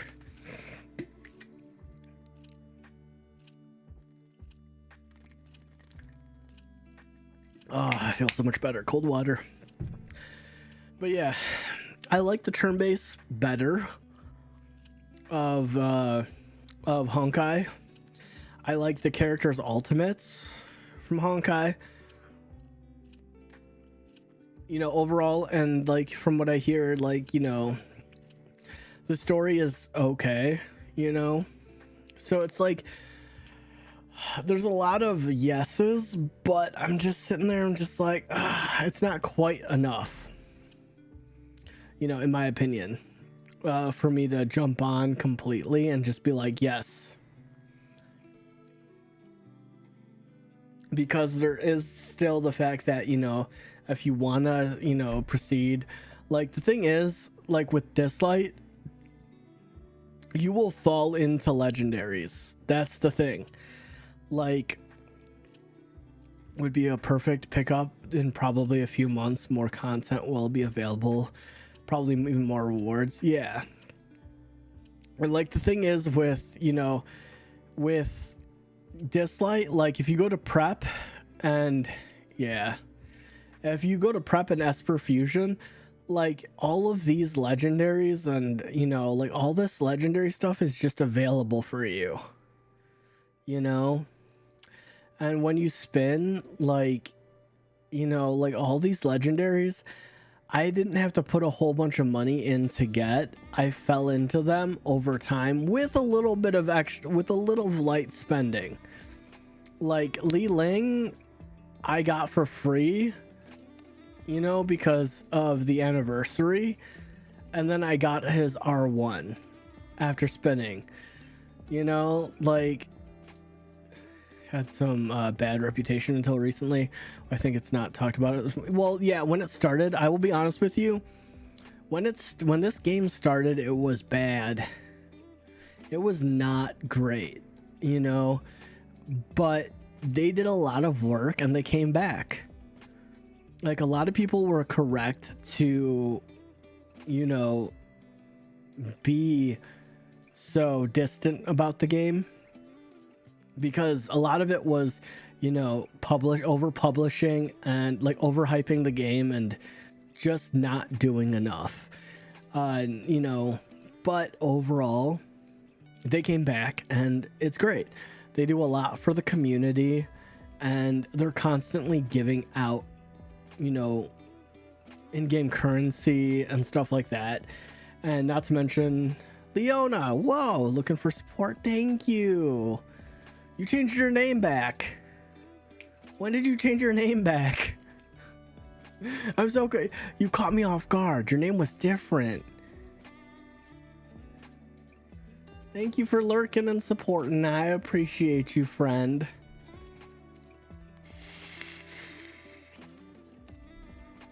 It's been alone. It was. Phew. Oh wait, no, that's just your Discord. Never mind. I thought you changed your name ever. Oh yeah, yeah. No, I was like, I thought you changed your name all around. That was just Discord. I was like, wait a minute. I assumed that was everywhere. That was my misunderstanding. I am sorry. But yeah, no, like I was saying, like Logic, like this game hands you legendaries. Like Leora and Elaine were free. It's all good, I lurkies now. Thank you for your lurks. But like again, like even like Yuhime, you know, I got her with wish stones and stuff, and like it's easy to get legendaries. However, you know, like Elaine and Leora, they were both free. They just gave them away. So it's like, it's hard to say that it's this game, you know, even you know, like Donar is free technically, because the thing is that people forget, like the tournament shop, see, Donar is right here. You can get 10 ripples a week, which are fragments of the overall piece. You need 50 to get a single copy. So you can R6 him in a few months. Does that take longer? Of course, naturally, it should take longer, because it's free. And I accept that, you know?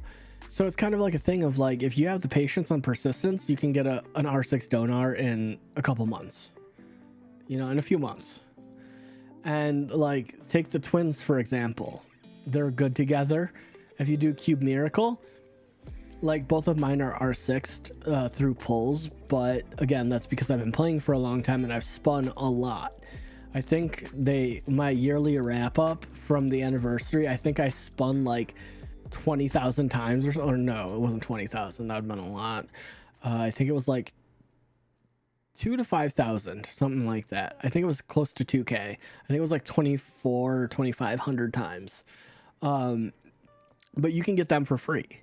You know, if you go to club, you can get Fabrice for free. He used to be part of the Fuse system, but since they took the old system away, which sucked ass, and was a huge beef for a lot of people, you can get Fabrice for free. And then if you go to Divine Sequencer, you get this currency from spinning. You know, you can get Dalen, you can get Sander, you can get Daniel. He was just added, which I'm super happy for. You can get Asnith, you can get Dahlia, and you can get Lu Yi. All great espers. You know, currently I'm trying to get Dalen, Daniel, and Asnith, and I will eventually get them all to R6. And then Ritual Shop is just currency, but like Divine Sequencer, you're gonna get a lot, you know. But also, if you look at like the event, like the Anomaly, like currently, you know, Yamato is free. He is free to play. Like, Yamato is free to play. He is a legendary Esper, and he's actually pretty decent. I'm already getting my R1. I am one away, which is 3 more spins. The next set of because we're stuck on floor 60. In 2 days, which will be Monday.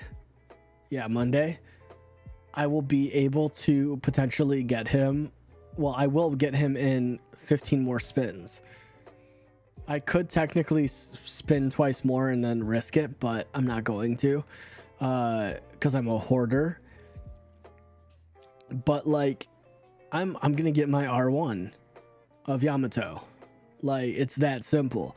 Like, he's a prime current example of a free-to-play legendary that's actually decent. He's actually decent, you know, overall. You know what I mean? So it's like, it's hard to say that they give you so many opportunities. Like, my guess is, like, by the end of this event, I will have him at bare minimum R2, which is amazing because his R2, you know, if we come to my copy of Yamato real quick, we'll come to my copy of Yamato. I don't have him favorited because I didn't think he was going to be anything great. But like, his R2 is going to be Thunder Surge. AP absorption can't be resisted. Like, he can manipulate, he can absorb AP. He can manipulate AP that's unresisted, which is great. You know, if I get super lucky, which I doubt, you know, upon a crit, 20% chance of dispelling one buff from the target, that's nutty. If I get a hella lucky, which I won't, Abyssal Crossing gains an extra turn. That's freaking great.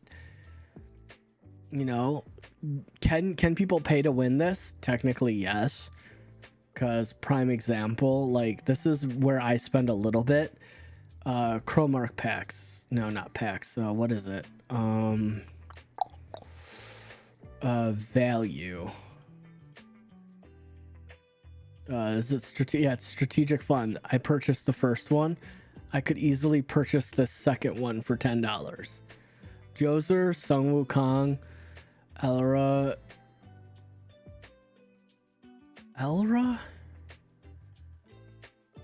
Am I reading that?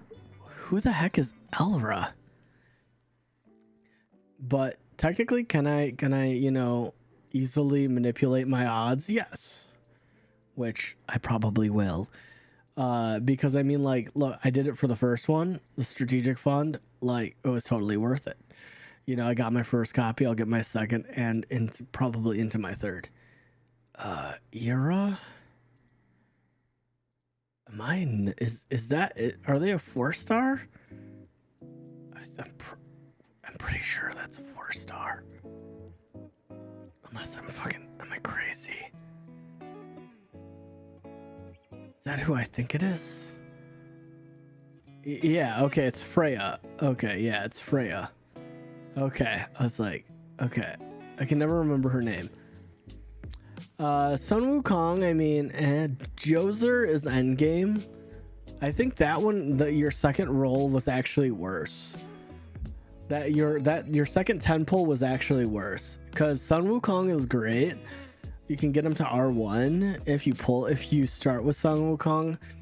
But then, I mean, technically you would have, it wouldn't be bad because you could have Li Ling and Sun Wukong, which would be two good attackers. But Freya in the beginning, not great. Well, not bad, honestly, but Joser in the beginning, that's not great. I will tell you, that one, kind of not great. Your first one was better. I mean, it really depends, because if you have, like, that's just me being honest. Now, okay, logic, listen to me, buddy, okay. You need to keep your account if you get this Esper. If you manage your first 10 pull and get Feng, just keep the account. She's absolutely nutty. I'm just letting you know that. If you manage to get her, great. You will be set in PvP. Well, and just in the game in general, because, like, legitimately, she had her S3 attacks all enemies 4 times. Great. And each hit dispels 1 buff. That's nutty. So she dispels 4 buffs on the enemy team. 4. And I'm so upset that I missed her. I did not get lucky. And I'm chasing just like she's the her Or logic. If you get her, or if you get Zhuan Ping. Okay, so if you get her or Zhuan Ping, this lady right here, keep the account. Just keep it. Just keep it. I'll tell you right now. Just keep the account. If you manage to pull a legendary shimmer in your first 10 pull, either one of these, just keep the account. It doesn't matter if you pulled all blues, because Zhuan Ping will literally carry your account. You know, and same with Fang. Zhuan Ping more than Fang, but you know, they are both very, very, very, very good. You know, I'm just saying, like, if you manage to pull it, absolutely nutty. These are two of Espers that I want, and I'm so upset. I'm so upset. I missed freaking. I could not get Zhuan Pin to save my life when she was on on the Shimmer banner. Man, Zhuan Ping is great for Desolate Lands PvP. She'll carry you in story content. She'll carry you in tower content. Like, if you get Zhuan Pin, just keep the account, man. Because if you're just like, oh, I got a Zhuan Pin, I re-rolled, I would literally cry. I would block you, probably. I'm gonna be honest with you. If you're just like, yeah, I threw it away, I would just block you. You would never hear from me again, and I'm not even kidding. Cause, dude, like, I would be viscerally angry at you as a person. Logic. I would be livid. Just like, nah, I didn't want it. I didn't want an easy code for a good majority of my game. Nah. You know, I just, you know, my first 10 spin, you know, of this account, you know, I got a casual shimmer, you know, and it was Zhuan Pin. Meh. I didn't want it. I just feel like, man, you arrogant as hell. No, thank you. No, I'm just kidding. You're probably a wonderful person. Am I being, you know, a little facetious? Yes. But I would actually, like, I am not kidding you when I would say I would be actually livid. 14. I'll wait, because I've got a couple days. I'll wait to spend it until Monday, because that's when this unlocks. I don't want to jump the gun on that. I need 300 more. How can I make 300? How can I make 300? 37 days.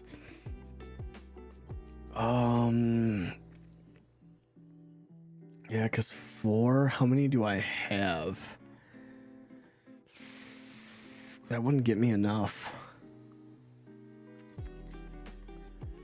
I don't think I'm going to be able to do it until tomorrow, because I expended that. I probably won't get that because I got the gold records. So I need to win 3 more. How many okay, I need to win 3 more. Let's do 3 more. No.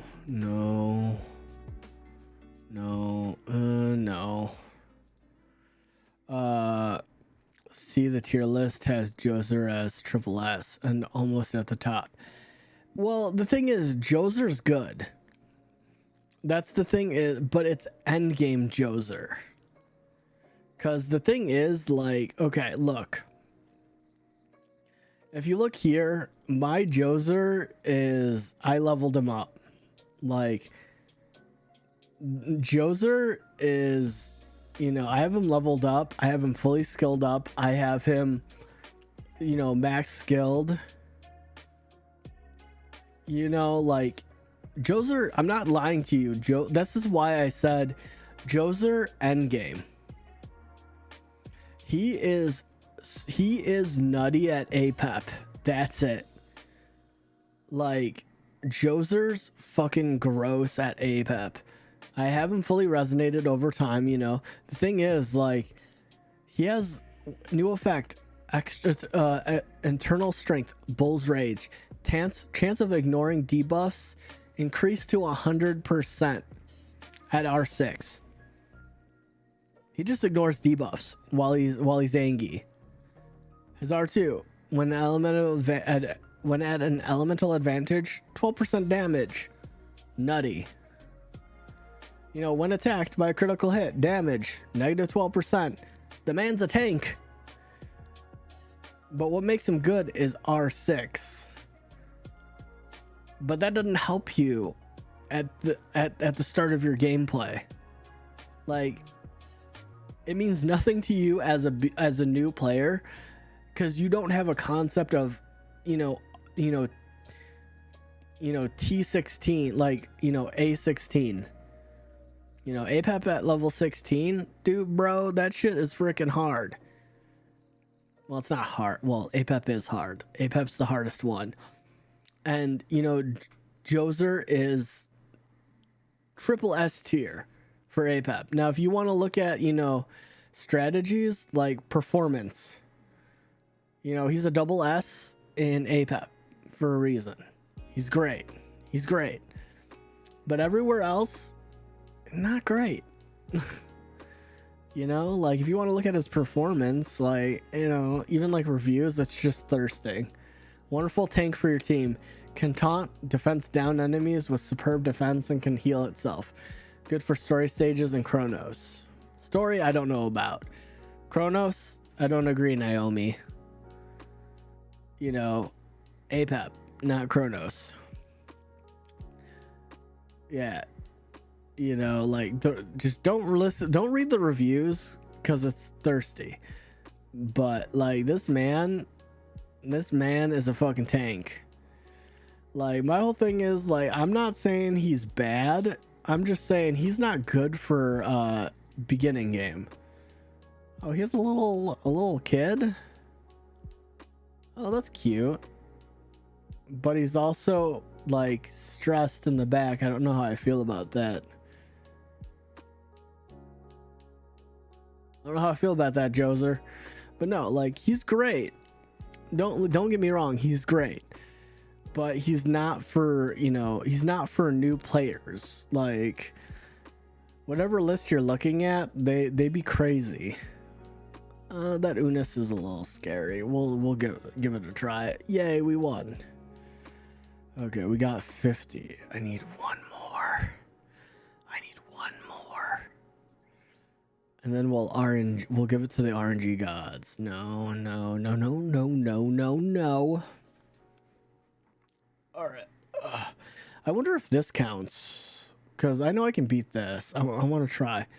Does this give me the... No, it doesn't. Okay, it has to be prog stages. Okay. Makes sense. No. That's too good. That's too good. I need one more win.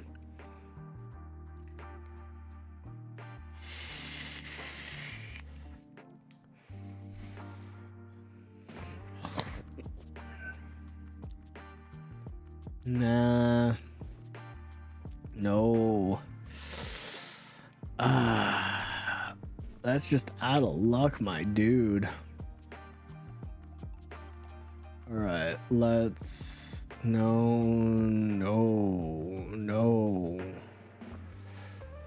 Big sad. I just need one more win and then...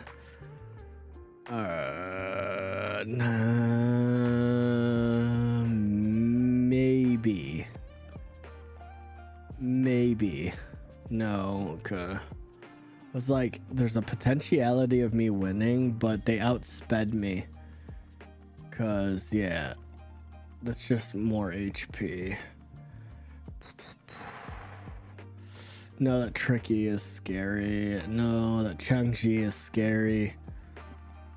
No, that Feng and no, that Leora is scary. That guy is scary. Now logic. My thing is like you can R6 Joser fairly decently easy through spinning because he's a purple and he's not a shimmer. Like, but at the start of the game, you need a lot of sustain. No. God. I need one more win. I want to scratch off. But like I said, I just wherever that I'm not part of the normal Discord. I'm part of the content creator Discord, and I don't know about this one. We'll try it. This one's a maybe. No, it's not. Okay. It's like that one I might. But like a lot of those like lists out there, they're not starting from a new player perspective. Oh, Zox. Okay, Zox-kun. I know who that is. Now, like, I trust him as a content creator, you know, but a lot of it is coming from the perspective of an endgame player. Now, you know, his content, like, he did a great video on like starting as a new player in 2023, I believe. Yeah, I think he released one a couple months ago. It's still, no, yeah, honestly, it still holds up. But you know, it didn't really, you know, talk about like, you know, spinning, but it's just about game progression. And I agree with what he said on game progression because it's true. That Ginny's scary. Fuck it, I'll give it a go. Nope, that Ginny was scary. I'm so close. I just need 40 more. But all things aside, like, what he said was good information. It really was. You know, like, as far as progression goes, I agree 100%. Like, you want to go through story stages. Once you get through story stages, you're going to eventually make progression through tower. But it also comes with the fact of, I also agree with Daddy Free-to-Play's guide for progression. You want to spin as much as you possibly can, you know, because you have the starter, like 350 spins, I think, or is it like 700 if you want to pay to win a little bit. But, you know, with the combination between both of them, Zox's video, you know, just going through the game and like where you should focus, like focusing on Chrono and then working your way into APEP and then working your way into, you know, Fafnir is, you know, a great way to do it, because that's the way I did it.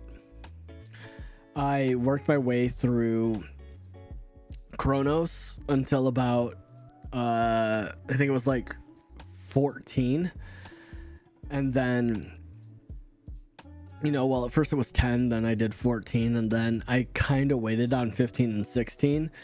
I handily beat Chronos 16 because I waited so long, and then I was already at 14 on APEP, and then 15, and then 16 gave me trouble, and then Fafnir I just struggled with because I wasn't using the proper espers, but I eventually got it. Most of it was done, you know, by myself without any outside force. But again, that comes with just game time, honestly.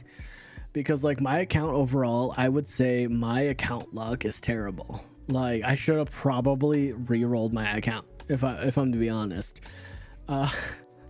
But again, Kara's good. Chengpu is good. Li Ling is good. Kara is great for clearing content. Like, I use Kara in story. Chengpu is an amazing early game healer. I use Cheng Pu. You know, Li Ling, great. You know, if you got a free Li Ling that's already R1, yeah, like Kara's great for clearing content. Like Kara's great for clearing content with poison. Cheng Pu's an amazing blue healer. Li Ling, he clears story content, and if you get did you get Li Ling as your free legendary, or did you get Tang Yang? That's the question.